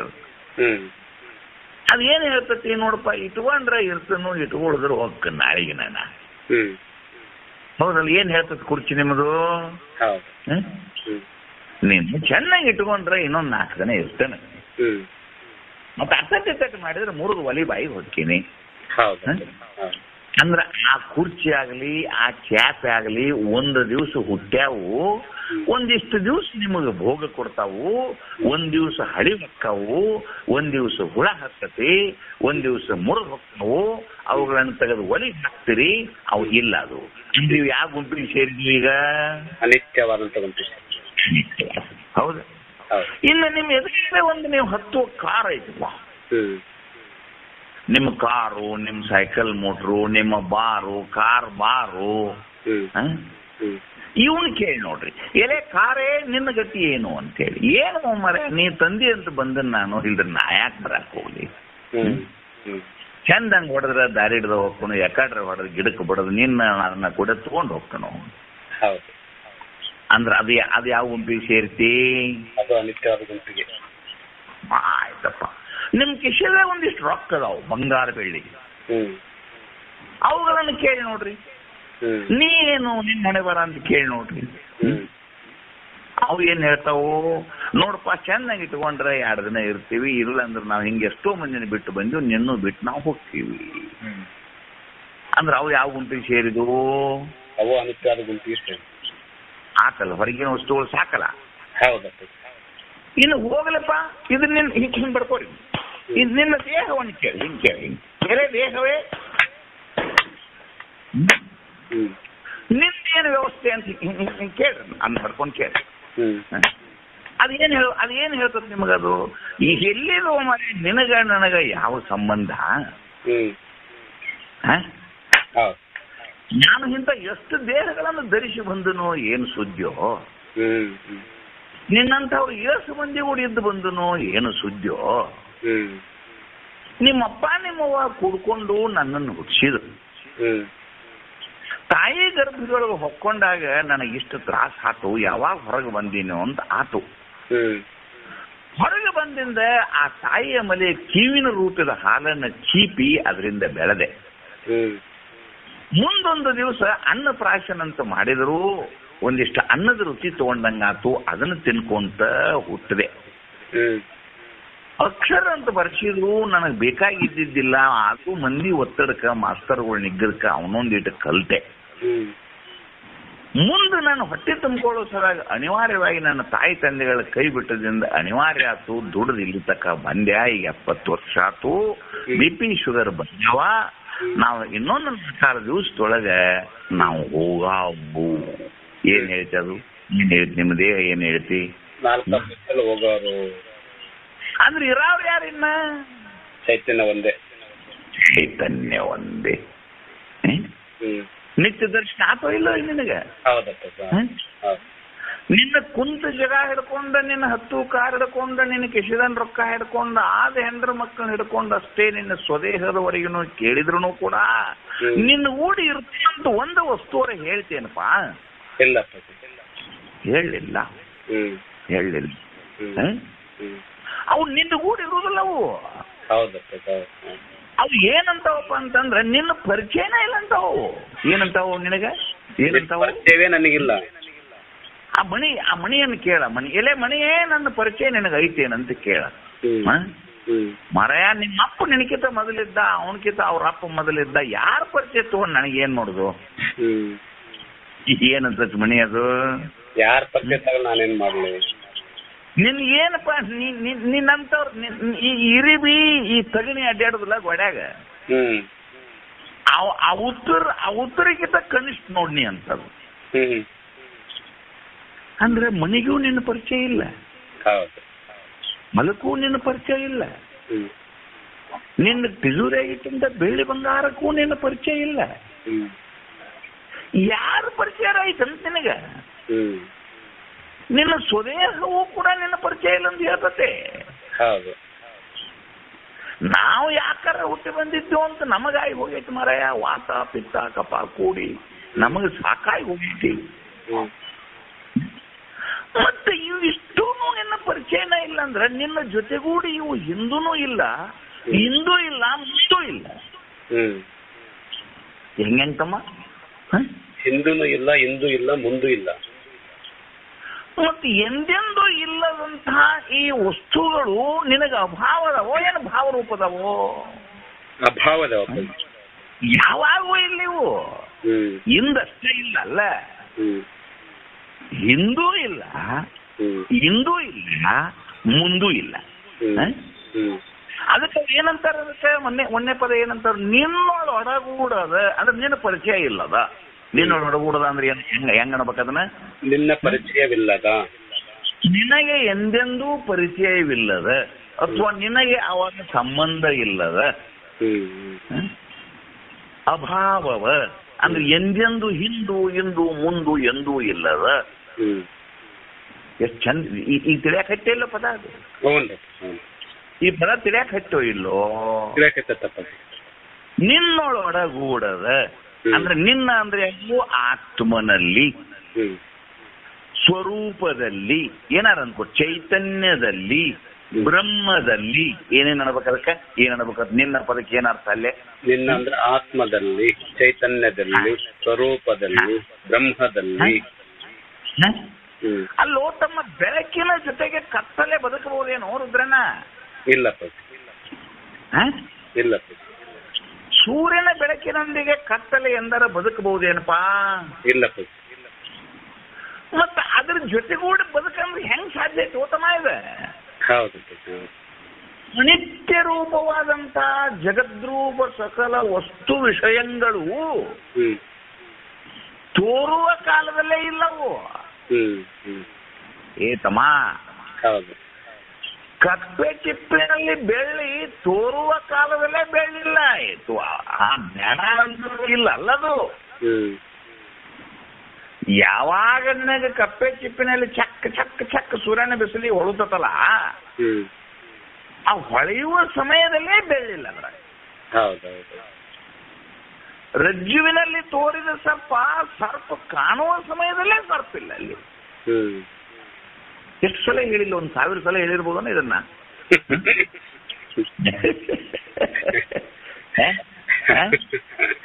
ಜ್ಞಾನ ನಂತರದಲ್ಲಿ ಎಲ್ಲಾರು ಹರಿದು ಹುಟ್ಟಾಗ ಹೋಗಿಲ್ಲ ಅದ.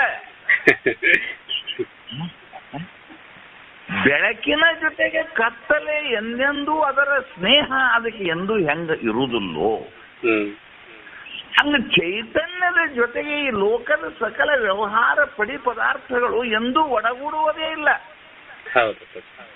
ನಿನ್ನೊಡಗೂಡೋದು ನಮ್ಮವ್ ಹೆಂಗ್ ನೋಡೋದು? ಅದು ಏನ್ ಹಿಂದಿನ ಜನ್ಮದಾಗ ಯಾವ್ದಾರ ಋಷಿ ಇತ್ತು, ಏನ್ ಮೈತ್ರಿಯಾಗಿ ಯಾಜ್ಞವಲ್ಕ್ಯರು ಕೂಡ ಹುಟ್ಟಿದ್ಲು, ಏನ ಎಂತ ಆಕಿ ನಾ ಪಾಠ ಮಾಡಿಲ್ಲ,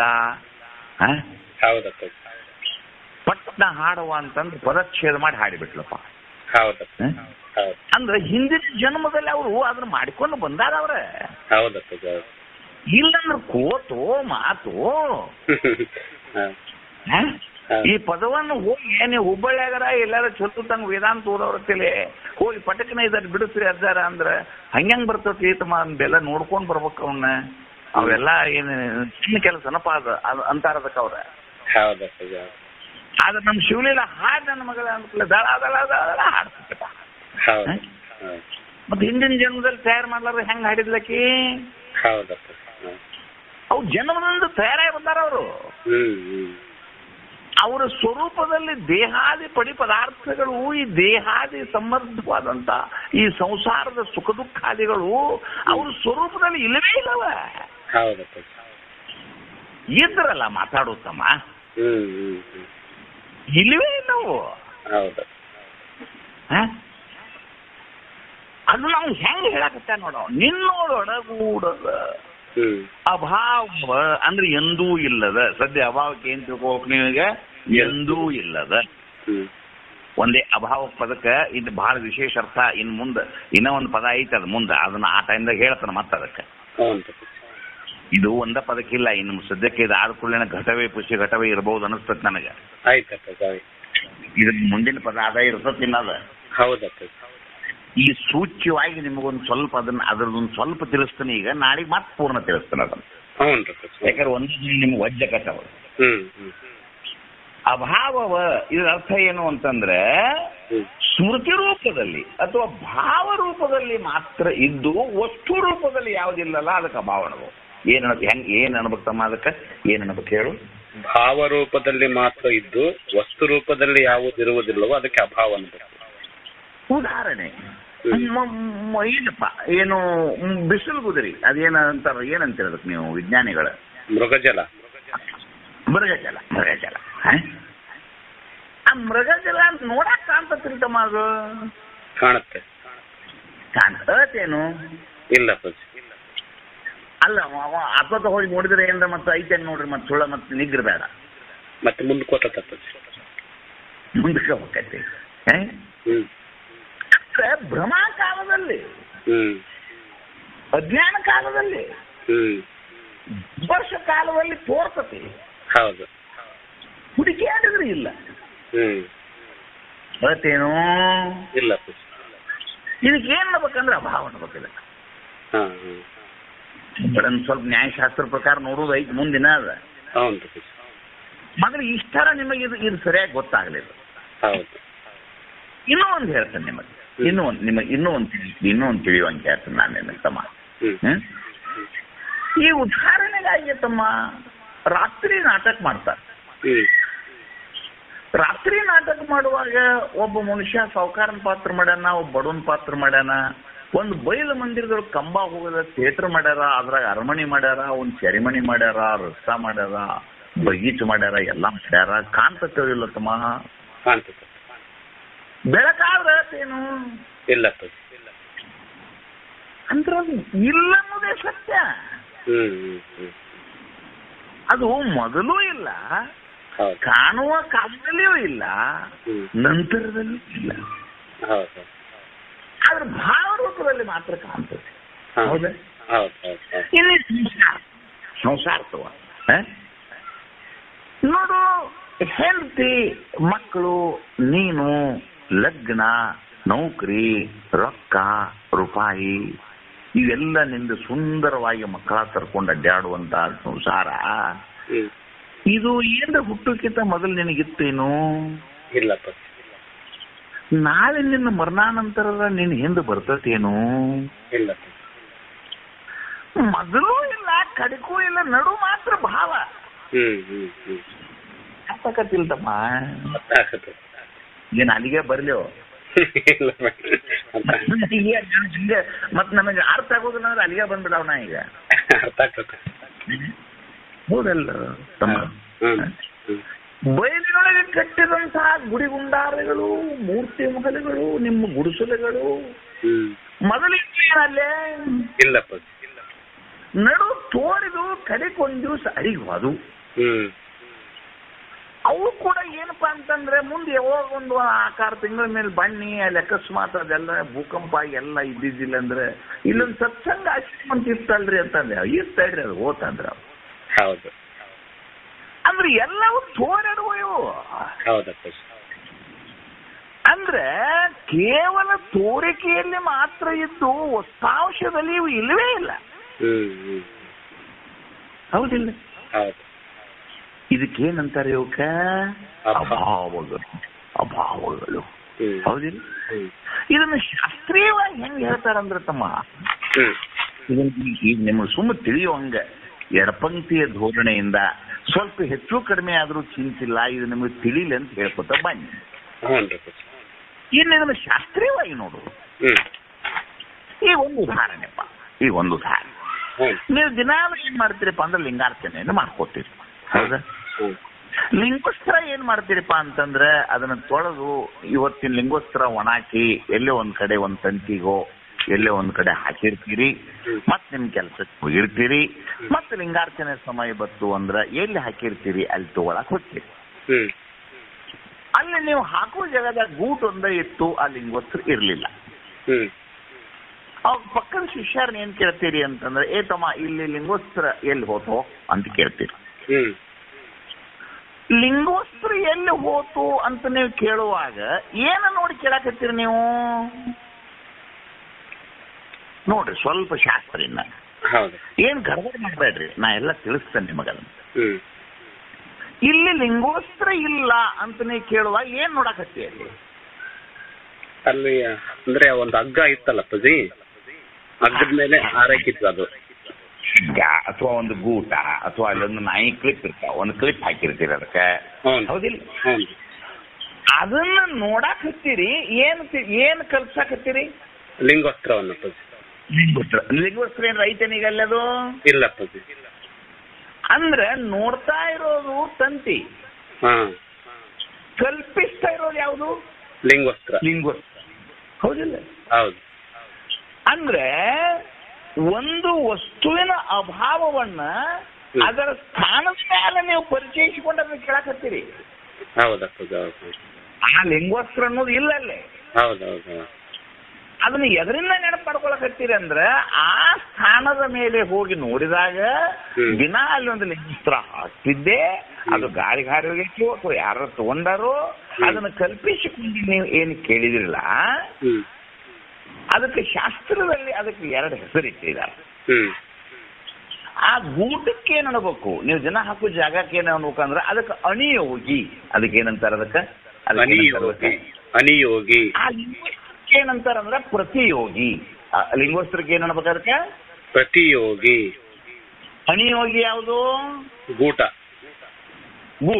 ಪ್ರತಿಯೋಗಿ ಯಾವುದು? ಲಿಂಗೋಸ್ತ್ರ. ಇದಕ್ಕೇನು ಇವು ಹೊಸ ಶಬ್ದಗಳು ನೋಡಿ. ಈಗ 2 ನಿಮ್ಗೆ ಹೊಸ ಶಬ್ದ 2 ತಲೆ ಕೊಡಾಕತ್ತೀನಿ ಈಗ. ಶಾಸ್ತ್ರ ಕಲಿಬೇಕಲ್ಲ ಇನ್ನು ನೀವು. ಅಂದ್ರೆ ಈಗ ಇನ್ನೊಂದು ದೃಷ್ಟಾಂತ ಕೊಡ್ತೀನಿ. ಈ ದಿನಾಲು ಏನಪ್ಪಾ ಅಂತಂದ್ರೆ ಒಂದ್ ಕಡೆ ಬಾವಿಗೆ ಹೋಗಿ ಕುಡಿಯೋ ನೀರು ತರ್ತಿದ್ರಿಪ್ಪ. ಒಂದು ಕೊಡ ದಿನಾಲು ಏನಪ್ಪಾ ಅಂತಂದ್ರೆ ತುಂಬಿದ ಕೊಡ ತಂದ ಅಡಿಗೆ ಮನೆಯೊಳಗೆ ಆ ಕೊಡದ ಬುಡಕ ಒಂದು ಚಿಂಬೆ ಅಂತ ಇರ್ತದೆ. ಕೊಡ ಉಳ್ಳಾಡ್ಲಾರ್ದಂಗ ಒಂದ್ ಚಿಂಬೆ ಅಂತ ನೋಡಿದ್ರಿಲ್ಲ ಸಣ್ಣವ್ರಿದ್ದಾಗ, ಈಗೆಲ್ಲ ಇಲ್ಲವು. ಆದ್ರೆ ನಿಮ್ಮ ಮೊದಲಿನ ದೃಷ್ಟಾಂತ ಹೇಳ್ತಾನೆ ಇದನ್ನ. ಒಂದು ಹರಿಬಿ ಬುಡಕ, ಕೊಡದ ಬುಡಕ ಒಂದು ಸಿಂಬಿ ಅಂತ ಇಡ್ತಿದ್ರು, ಗೊತ್ತಿಲ್ಲ ಅದು? ಆ ಸಿಂಬಿ ಮೇಲೆ ಆ ಕೊಡ ಇಡ್ತಿದ್ರಿ. ನೀವೇನೋ ಒಂದಿಟ್ಟು ವಾಕಿಂಗ್ ಹೋಗಿ ಬರೋ ಲೇಟ್ ಆಯ್ತು, ಆ ಕೊಡ ತಗೊಂಡು ಮತ್ತೆ ಯಾರು ತಗೊಂಡು ಹೋಗ್ಬಿಟ್ಟಾರ ಅದನ್ನ. ಬಂದು ನೀವು ನೀರಿಗೆ ಹೋಗ್ಬೇಕಂತ ಕೊಡ ಹುಡುಕಾಡಕ್ಕಂತ ಆ ಮೆಟ್ಟಿಗೆ ಬಂದ್ರಿ, ಅಲ್ಲಿ ಕೊಡ ಇದ್ದಿದ್ದಿಲ್ಲ.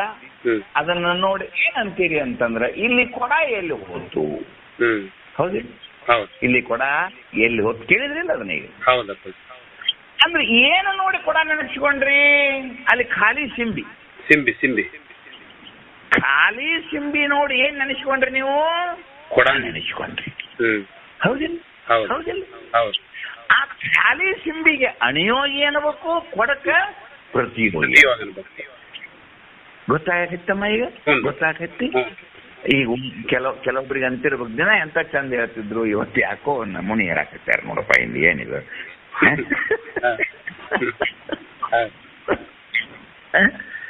ನೀವು ಸ್ವಲ್ಪ ಕಷ್ಟಪಡ್ರಿ, ಯಾಕಂದ್ರೆ ನಿತ್ಯಾನುಸಂಧಾನ ಒಂದು ಸ್ವಲ್ಪ ತಿಳ್ಕೊ. ಇದು ಶಾಸ್ತ್ರ, ಇದು ನಿಮ್ಮ ಸಲುವಾಗಿ ನಾವು ಮೊದಲಿನ ಒಂದಿಷ್ಟು ಕಥೆ ಹೇಳ್ಕೊಂಡು ಬಂದಲ್ಲ ಈಗ.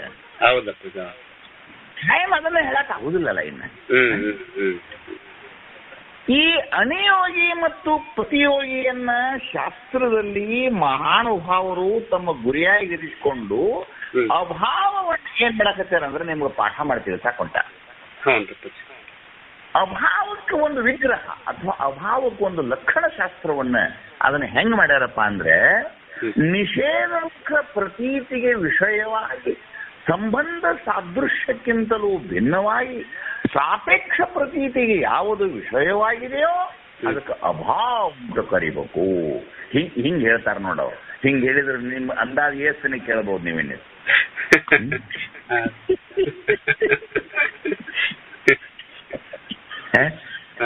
ಹಿಂಗ ಶಾಸ್ತ್ರವನ್ನ ಹೇಳಿದ್ರೆ ತಿಳಿದಿದೆ ಏನು ನಿಷೇಧ ಮುಖ, ಯಾವುದು ಸಂಬಂಧ, ಯಾವುದು ಸಾದೃಶ್ಯ, ಇದ್ರೊಳಗೆ ಏನು ಒಂದು ದೃಷ್ಟಾಂತ ಐತಿ ಅಂದ್ರೆ ಈ ಲಕ್ಷಣವನ್ನು ನೀವು ಬರ್ಕೋರಿ, ಕಂಠು ಮಾಡ್ರಿ, ವಿಚಾರ ಸಾಗರದಲ್ಲಿ ಇರ್ತತಿ, ಚಂದ್ರೋದಯದಲ್ಲಿ ಇರ್ತತಿ, ಮತ್ತಾಗ ಪಾಠ ಮಾಡೋ ಹೇಳ್ತಾನೋ ಮುಂದೆ ನಾಳೆ ಹೆಂಗೋ ವೃತ್ತಿ ಪ್ರಭಾಕರ್ ಹೇಳುದತಿ, ಆ ಸಮಯದ ಮತ್ತೊಂದು ಹೇಳ್ತಾನೆ ನಾನು. ಆದ್ರೆ ಇದ್ರೊಳಗೆ ಏನಂತ ತಿಳ್ಕೊಬೇಕಪ್ಪ ಅಂತಂದ್ರೆ ಒಂದು ಕನ್ನಡಿ ಬನ್ನಿ ನಿಂತೀಯಪ್ಪ, ಇದನ್ನ ವಿಗ್ರಹ ಬಿಟ್ಬಿಡ್ರಿ, ಇದನ್ನ ಕಂಠ ಮಾಡೋರು ನಾಳೆಗೆ ಮಾಡಾಕ್ರಿ, ಇದನ್ನ ಬರ್ಕೊಂಡ ನಿಷೇಧ ಮುಖ ಪ್ರತೀತಿಗೆ ವಿಷಯವಾಗಿ ಸಂಬಂಧ ಸಾದೃಶ್ಯಕ್ಕಿಂತಲೂ ಭಿನ್ನವಾಗಿ ಸಾಪೇಕ್ಷ ಪ್ರತೀತಿಗೆ ಯಾವುದು ವಿಷಯವಾಗಿದೆಯೋ ಅದು ಅಭಾವವೆಂದೆನಿಸುತ್ತದೆ. ಹಿಂಗ್ ಕಂಠ ಮಾಡ್ಬೇಕು ಇದನ್ನ. ಇದನ್ನ ನಾಳೆಗೆ ಮಾಡ್ಕೊಳಾಕಿರಿ ನೀವು, ಅದು ಈಗ ತಿಳ್ಕೊಳ್ಳಿ. ಹೆಂಗಪ್ಪ ಅಂತಂದ್ರೆ ಕನ್ನಡಿ ಮುಂದೆ ನೀವು ನಿಂತ್ಕೊಂಡು ನೀವು ವಿಭೂತಿ ಹಚ್ಕೊಳಕತ್ತೀರಿ. ಈಗ ಎಲ್ಲರೂ ಕನ್ನಡಿ ಮುಂದೆ ನಿಂತು ಅಂತ ತಿಳ್ಕೊಳ್ತದ್ದೆ. ಕನ್ನಡಿ ಮುಂದೆ ನಿಂತ್ಕೊಂಡು ಏನ್ ಮಾಡಿರಿ, ತಲೆ ಅಗದಿ ಹೇರ್ ಕ್ರಾಪ್ ಎಣ್ಣೆ ಹಚ್ಚಿ ನೀವು ತಲೆ ಹಿಕ್ಕೊಳ್ಳೋದು, ಆ ನಂತರ ಕಿಡ್ಲಿ ಹಚ್ಕೊಳ್ಳೋದು, ಆ ನಂತರ ಕುಂಕುಮ ಹಚ್ಕೊಳ್ಳೋದು. ಎಲ್ಲಿ ನೋಡಿ ಹಚ್ಕೊಳ್ತೀರಿ? ಕನ್ನಡ ನೋಡಿ ಹಚ್ಚ, ಕನ್ನಡಿ ಒಳಗೆ ನೋಡಿ. ಅಂದ್ರೆ ನಿಮ್ಮ ಮುಖ ಕನ್ನಡಿ ಒಳಗೆ ಐತಿ, ಅಲ್ಲಿ ನೋಡಿ ಹಚ್ಕೋತೀರಿ. ಹಂಗಾರ ನೀವು ಆ ಕುಂಕುಮ ಕನ್ನಡಿ ಅಪ್ಪಾಜಿ, ನೀವು ಕುಂಕುಮ ವಿಭೂತಿ ಏನೈತಲ್ಲ ನೀವು ಕನ್ನಡಿ ಒಳಗೆ ನೋಡಿ ಹಚ್ಕೊಳಕ್ ಹಚ್ತೀರಿ ಅಂದ್ರೆ ನಿಮ್ಗೆ ಇವತ್ತೇ ಕುಂಕುಮ ಕನ್ನಡಿ ಹಚ್ಚಂತನ್ನ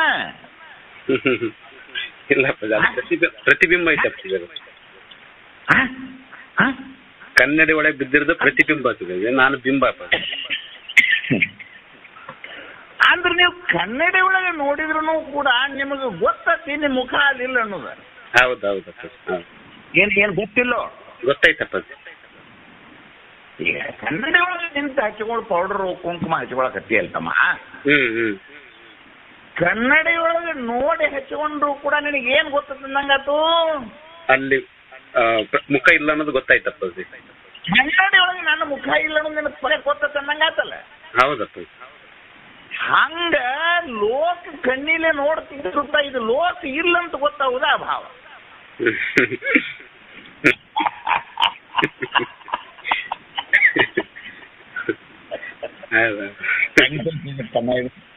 ತಿಳ್ಕೋಬೇಕು. ಕನ್ನಡಿಯೊಳಗೆ ನೋಡಿ ನೀವು ದಾಡಿ ಮಾಡ್ಕೋಬೇಕಾತಂದ್ರೆ ಕನ್ನಡ ಬೇಕು, ಕುಂಕುಮ ಹಚ್ಕೋಬೇಕಾದ್ರೆ ಕನ್ನಡಿ ಬೇಕು, ಪಟಕ ಸುತ್ತಕೋಬೇಕಾದ್ರೆ ಕನ್ನಡಿ ಬೇಕು. ನಿಮಗೆ ಕನ್ನಡಿ ಬೇಕು, ಹಚ್ಕೋಬೇಡ್ರಿ ಅಂತ ಹೇಳುದಿಲ್ಲ. ಆದರೆ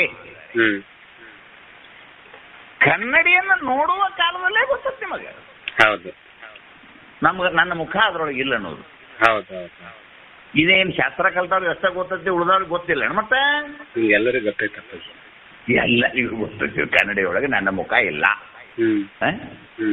ಹೆಂಗ ಕನ್ನಡಿ ಒಳಗೆ ಮುಖ ನಮ್ದು ಇಲ್ಲ ಅಂತ ಹೆಂಗ ನಿನಗೆ ಗಟ್ಟಿನ ಅಂತಃಕರಣಕ್ಕೆ ಹೆಂಗ್ ಗೊತ್ತೈತಿವೋ ಹಂಗ ನೀನು ಅಂತಃಕರಣ ನಿನ್ನ ಆತ್ಮ ಚೈತನ್ಯದಲ್ಲಿ ನೀ ಏನಂತ ತಿಳ್ಕೋಬೇಕಪ್ಪ ಅಂತಂದ್ರೆ ನೋಡುವ ಕಾಲದಲ್ಲೇ ಜಗತ್ತಿಲ್ಲ. ನೋಡುವ ಕಾಲದಲ್ಲಿ ಜಗತ್ತಿಲ್ಲಂತ ತಿಳ್ಕೊಳ್ಳೋದಕ್ಕ ಅಭಾವ ಅಂತ ಕರಿಬೇಕು. ಏನಂತ ಕರಿಬೇಕು? ಏನಂತ ಕರಿಬೇಕು? ಅಭಾವ. ಈಗಾರ ಪಕ್ಕ ತಿಳಿತಿಲ್ಲ ಅಭಾವ ಅಂದ್ರೆ ಏನನ್ನೋದು. ಏನ್ ಮೊದಲು ಇತ್ತಂತೀವೋ ಏನ್ರ ನಿನ್ಗ ಅಲ್ಲಿ ಕನ್ನಡಿಯೊಳಗೆ ನೀ ಅಲ್ಲಿದ್ದವ. ನಾನು ಸಣ್ಣ ಇದ್ದಾಗ ಆಗ ತಾನೇ ರೇಡಿಯೋ ಬಂದಿದ್ದು. ಆ ರೇಡಿಯೋದ ಹಾಡ ಕೇಳಿ ನಾ ಏನ್ ತಿಳ್ಕೊತಿದ್ನಿ ಅಂದ್ರ ಈ ರೇಡಿಯೋವೇ ಎಷ್ಟು ಎತ್ತರ ಐತಿ ಅಷ್ಟಷ್ಟ ಮಂದಿ ಒಳಗದಾರ ತಿಳ್ಕೊತಿದ್ನಿ. ಅದ್ರಾಗ ಹಾಡವ್ರು ಅಷ್ಟ ಅಳತಿ ಮಂದಿ ಒಳಗದಾರ ಇದ್ರಾಗ. ಅಜ್ಞಾನ ಹೌದಲ್ಲ? ಅಜ್ಞಾನ ಹೌದಲ್ಲ? ಈಗ ಕನ್ನಡಿ ಒಳಗೆ ನೋಡುವಂತ ಸಮಕಾಲದಲ್ಲಿಯೇ ಕನ್ನಡಿ ಒಳಗೆ ನನ್ನ ಮುಖ ಇಲ್ಲ ಅಂತ ತಿಳ್ಕೊಂಡು ದಾಡಿ ಮಾಡ್ಕೋಬೇಕಾತಂದ್ರು ಬ್ಲೇಡ್ ನಿನ್ನ ಕಪಾಳ ಹಚ್ಕೊಂಡೆ ಹೊರತು ಕನ್ನಡಿಗೆ ಹಚ್ಚಲಿಲ್ಲ ಅಂದ್ರೆ ನಿನಗೆ ಗೊತ್ತಂದಂಗ ಆತ. ಕನ್ನಡಿಯೊಳಗೆ ನನ್ನ ಮುಖ ಕಾಣ್ತತೆ ಅಷ್ಟೇ, ಆದ್ರೆ ನನ್ನ ಮುಖ ಕನ್ನಡಿಯೊಳಗೆ ಇಲ್ಲ. ಇದು ನಿನಗೆ ಗೊತ್ತಿಲ್ಲೋ? ಗೊತ್ತಾಗ್ತದೆ. ಹಂಗ ಅಜ್ಞಾನ ಕಾಲದಲ್ಲಿ ಜಗತ್ತು ಕಾಣ್ತತ್ ನಿನಗೆ. ಹೌದು. ಕನ್ನಡಿಯೊಳಗೆ ಹೆಂಗ ಮುಖ ಕಾಣ್ತತೋ ಹಂಗ ಅಜ್ಞಾನ ಕಾಲದಲ್ಲಿ ಸತಿ ಸುತ ಧನ ಕನಕ ಪುತ್ರ ವಸ್ತ್ರ ವಾಹನ ಬಂಧುವಾದಂತಹ ಈ ವಿಶ್ವ, ಇದು ಸರೋವರ, ನದಿ, ನದ, ಗುಡ್ಡ, ಹಿಮಾಲಯ, ಹಿಂಗ್ ಸುಂದರವಾಗಿ ಇದು ನಿನಗೆ ಕಾಣ್ತತೆ ಹೊರತಾಗಿ ವಾಸ್ತವಿಕವಾಗಿ ಇದಕ್ಕೆ ಇರುವಿಕೆ ಅನ್ನೋದು ಇಲ್ಲ. ಹೌದಪ್ಪ, ಇರುವಿಕೆ ಅನ್ನೋದು ಇಲ್ಲ. ಇಲ್ಲ ಅಂತ ನೀನು ಶಾಶ್ವತವಾಗಿ ತಿಳ್ಕೊಳ್ಳೋದಕ್ಕೆ ಅತ್ಯಂತ ಭಾವ. ಏನಬೇಕು ಅದಕ್ಕೆ? ಏನಬೇಕು ತಮ್ಮ? ಅತ್ಯಂತ ಭಾವ. ಅತ್ಯಂತ ಭಾವ, ಅತ್ಯಂತ ಭಾವ. ವೇದಾಂತ ಯಾವ ಭಾವ ಹೇಳ್ತಾ? ಸುಮ್ಮನೆ ನಿಮಗೆ ತಿಳಿಸೋ ಸಲುವಾಗಿ ಮುಂದೇನು ಅಲ್ಲಿ ಪ್ರಾಗ್ ಪ್ರಧ್ವಂಸ ಅನ್ಯೋನ್ಯ ಅಂತ ನಿಮಗೆ ಕಲ್ಪಿಸಿ ಹೇಳೈತದನ್ನ. ವಾಸ್ತವಿಕವಾಗಿ ಪ್ರಾಗಭಾವ, ಪ್ರಧ್ವಂಸ ಭಾವ, ಅನ್ಯೋನ್ಯ ಭಾವ ಅಂತೇಳಿ ಹೇಳುವ ಅಗತ್ಯತೆ ಇಲ್ಲ. ಆದ್ರೆ ಒಮ್ಮಿಗಲೇ LKG ಬಂದಂತ ಕೂಸಿಗೆ ಬದುಕಿನ ನಾವು ಅಂಕಿ ಮಗ್ಗಿ ಹಾಕಿಕೊಟ್ರೆ ಬರ್ತದ? ಅದಕ್ಕೆ ಬರಂಗಿಲ್ಲ. ಅದಕ್ಕೆ ಬರ್ಲಿ ಅಂತ ತಿಳ್ಕೊಂಡದಕ್ಕೆ ಮೊದಲು ಶೂನ್ಯವನ್ನು ಬರೆಯಕ್ಕೆ ಕಲಿಸಿಕೆ, ಆ ಶೂನ್ಯವನ್ನೇ ಮುಂದೆ ಅಂಕಿಯಾಗಿ ಬದಲಾವಣೆ ಹೆಂಗ ಶಿಕ್ಷಣ ನೀತಿಯವರು ಮಾಡ್ಯಾರಲ್ಲ, ಹಂಗ ಶಾಸ್ತ್ರದವ್ರು ಏನು ಮಾಡ್ಯಾರಪ್ಪ ಅಂತಂದ್ರೆ ಒಮ್ಮೆಗಲೇ ಅತ್ಯಂತ ಭಾವವನ್ನು ಜಗತ್ತಿಗೆ ನಾ ಹೇಳಿದೀವಿ ಅಂದ್ರೆ ಮಂದಿ ಗಾಬಕತ್ತಲ್ಲ ಇದು. ಈಗ ನೀವು ಉತ್ತಮ ಅಧಿಕಾರಿಗಳದಿರಿ, ನಿಮಗ ನಾ ಹೇಳಿದ್ದು ಬರೋಬ್ಬರಿ ಅನಿಸ್ತತಿ. ಅದನ್ನ ಈಗ ಕೂಡಿನ ಮಂದ್ಯಾಗ ಒಂದು 10,000 ಮಂದ್ಯಾಗ ನಾ ಹೇಳಿನಂದ್ರೆ ಇದನ್ನ ಈ ನೋಡುವ ಕಾಲದಲ್ಲಿ ಜಗತ್ತಿಲ್ಲ ಅಂತ ಅಂದ್ರೆ ನೋಡಿ ಮೇಲೆ ಮಕ್ಕಳದ ಎಡಕ್ಕೆ ಹೇಳ್ತದಾಳು, ಅವ್ರ ಗತಿ ಏನ? ಏನ್ ಗತಿ ಅವ್ರದ್ದು? ಪಾಪ ಅವ್ರು ಈಗ ಇನ್ನ ಮನೆ ಓಪನಿಂಗ್ ಮಾಡಿಲ್ಲ. ನೋಡುವ ಕಾಲದಲ್ಲಿ ನಿನ್ನ ಮನೆ ಇಲ್ಲ ಅಂದ್ರೆ ಅವ್ರು ನನ್ನಂತೇಳಿ ಬರ್ತಾರಣ? ಅವ್ರು ಬರಂಗಿಲ್ಲ. ಅದ್ರ ಸಲುವಾಗಿ ಅಂತ ಹೇಳಿ ಅವ್ರಿಗೆ ಏನ್ ಮಾಡ್ಯಾನು ಅಂತಂದ್ರೆ ಅವನು ಪ್ರಾಗ್ ಪ್ರಧ್ವಂಸ ಅನ್ಯೋನ್ಯ ಅನ್ನುವಂಥ ಅಭಾವಗಳನ್ನ ಈ ಅತ್ಯಂತ ಅಭಾವಕ್ಕಿಂತಲೂ ಅದರ ಮುಂದಿನ ರೂಪಗಳವು. ಅತ್ಯಂತ ಭಾವ 1, 2, 3 ಅನ್ನೋದು 10ಕ್ಕಿಂತಲೂ ಮುಂದಿನ ರೂಪಗಳು ಹೆಂಗೋ ಹಾಗೆ ಪ್ರಾಗ್ ಪ್ರಧ್ವಂಸ ಅನ್ಯೋನ್ಯ ಅತ್ಯಂತ ಅಭಾವ ಅನ್ನುವಂಥ 4 ಅಭಾವ ಚತುಷ್ಟಯಗಳನ್ನ ಅವರು ನಿಮ್ಮ ದೃಷ್ಟಾಂತ ಮೂಲಕ ತಿಳಿಸೋರ. ಅದ್ರೊಳಗೆ ಏನಿಲ್ಲ, ಅದ್ರೊಳಗೆ ಏನು ಬಹಳ ದೊಡ್ಡದಾದಂತ ಸರ್ಕಸ್ ಏನಿಲ್ಲ. ಬಹಳ ಮಂದಿ ನಿತ್ಯ ಪದದ ಅನುಸಂಧಾನ ಪಾಠ ಮಾಡ್ರಿ, ಅಭಾವ ಚತುಷ್ಟಯಗಳನ್ನ ಹೇಳ್ರಿ ಅಂದ್ರೆ ಇಡೀ ವೇದಾಂತ ಕೋಶದಲ್ಲೇ 2 ಶಬ್ದಗಳು ಇವತ್ತಿನವರೆಗೂ ವೇದಾಂತಿಗರನ್ನು ತಡೆ ಹಿಡಿಸಿದಾವೆ. ಒಂದು ಅಭಾವ ಚತುಷ್ಟಯಗಳು, ಒಂದು ಪ್ರತ್ಯಕ್ಷಾದಿ 6 ಪ್ರಮಾಣಗಳು. ಇವುಗಳ ಮೇಲೆ ಪಾಠ ಮಾಡ್ರಿ ಅಂತ ಅಂದ್ಯೂಪ ಅಂತಂದ್ರೆ ಯಾರು ಈ ಕ್ಷಣದಲ್ಲಿ ಮಾಡ್ತಾನ ಬಾರಪ್ಪ ಅಂತ ಅನ್ನೋದಿಲ್ಲ. ಏನಂತಾರಂದ್ರೆ ಸ್ವಲ್ಪ ಗ್ರಂಥ ಹಿಡ್ಕೊಂಡು ಒಂದ್ ಸ್ವಲ್ಪ ಮೊದಲು ನೋಡ್ಕೊಳ್ಳೋಣ್ರಿ, ನೋಡ್ಕೊಂಡ್ ನಂತರ ಅದನ್ನ ಮಾಡಕ್ ಶುರು ಮಾಡೋದು. ಯಾಕೆ ಅಂತ ಅಂದ್ರೆ ಸ್ವಲ್ಪ ಕ್ಲಿಷ್ಟ ರೂಪವಾದಂತ ವಿಷಯಗಳನ್ನ ಇಲ್ಲಿ ಏನ್ ಮಾಡ್ಯಾರಪ್ಪ ಅಂತಂದ್ರೆ ಅನೇಕ ಮತವಾದಿಗಳಿಗೆ ಇಲ್ಲಿ ಪ್ರವೇಶ ಬಾರದ ಹಾಗೆ ಜಗತ್ತಿನ ಮಿಥ್ಯತ್ವವನ್ನು ತೋರಿಸುವ ಸಲುವಾಗಿ ಏನ್ ಮಾಡ್ಯಾರು ಅಂದ್ರೆ ಆತ್ಮನೊಬ್ಬನೇ ಸತ್ಯ, ಯಾವುದು ಸತ್ಯದ ಅದು ಮಾತ್ರ ಅರಿತಿರ್ತದೆ, ಯಾವುದು ಅರಿತಿರ್ತದೆ ಅದು ಆನಂದವಾಗಿರ್ತದೆ, ಯಾವುದು ಸತ್ಯದ ಅದು ಮಾತ್ರ ನಿತ್ಯ ಇರ್ತದೆ, ಯಾವುದು ಸತ್ಯ ಇಲ್ಲ ಅದು ಅನಿತ್ಯ ಆಗ್ತದೆ, ಅಸತ್ಯ ಆಗ್ತದೆ ಅನ್ನುವಂಥ ಮಾತನ್ನ ಇನ್ನು ಮೇಲೆ ಏನ್ ಮಾಡೋರದಾರಪ್ಪ ಅಂತಂದ್ರೆ ನಿಮಗೆ ಒಂದು ಘಟದ ದೃಷ್ಟಾಂತ ಅಲ್ಲಿ ಏನ್ ತಗೊಂಡಾರು, ಒಂದು ಕುಂಬಾರನ ದೃಷ್ಟಾಂತವನ್ನು ತಗೊಂಡಾರ. ಅಲ್ಲಿ ಒಂದು ಕುಡಿಕಿ, ಅಲ್ಲೊಂದು ಘಟ ಅಂದ್ರೆ ಇದರ ಅರ್ಥ ಏನಪ್ಪಾ, ಇದು ಕುಡಿಕಿ ಅಥವಾ ಒಂದು ಮಡಿಕಿ ಅಥವಾ ಒಂದು ಹರಿವಿ ಅಥವಾ ಒಂದು ಕೊಡ ಏನಾರ ಒಂದು ತಗೋರ. ಒಂದು ಕೊಡ ಒಬ್ಬ ಕುಂಬಾರ ತಯಾರು ಮಾಡುವಾಗ ಅವ ಮೊದಲು ತರಕ್ ಹೋದದ್ದು ಕೊಡ ಅಥವಾ ಗಡಿಗೆ ಅಲ್ಲ, ಮೊದಲು ತರಕ್ ಹೋದದ್ದು ಮಣ್ಣು. ಹೌದಾ?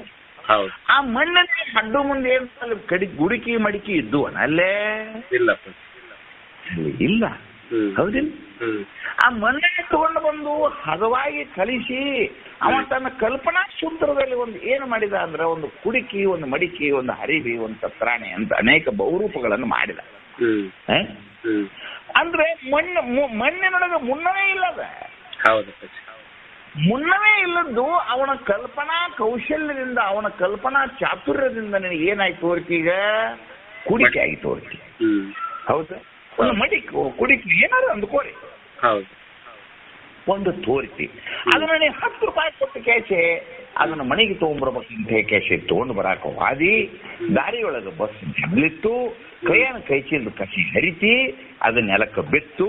ಈಗ ಏನಾಗ್ತದ ಕುಡಿಕೆ? ಹೊಡೆದಾಯ್ತಪ್ಪ. ಬಾಡ್ದೋಯ್ತು. ಇತ್ತೋ ಇಲ್ಲೋ? ಇತ್ತಪ್ಪ.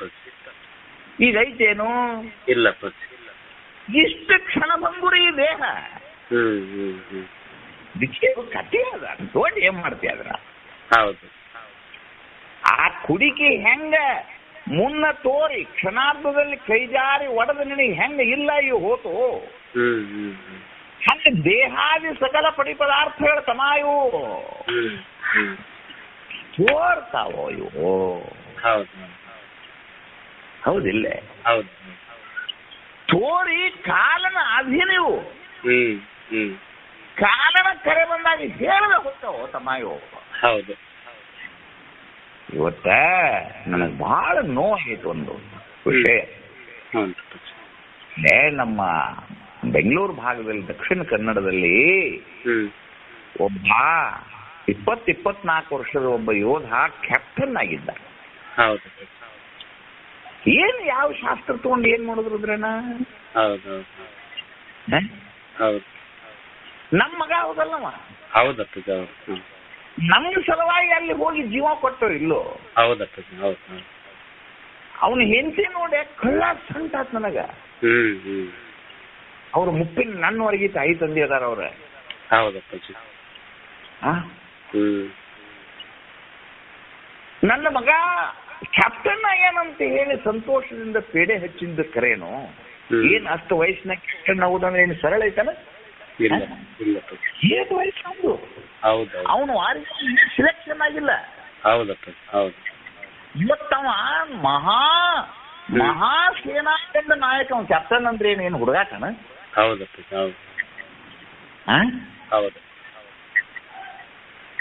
ಏನ ಮಗ ಕೈಯೊಳಗೆ ಬಂದೂಕ್ ಹಿಡ್ಕೊಂಡು ಕ್ಯಾಶ್ ನಮ್ಮನ್ನ ರಕ್ಷಣಾ ಮಾಡೋ ಸಲುವಾಗಿದೆ.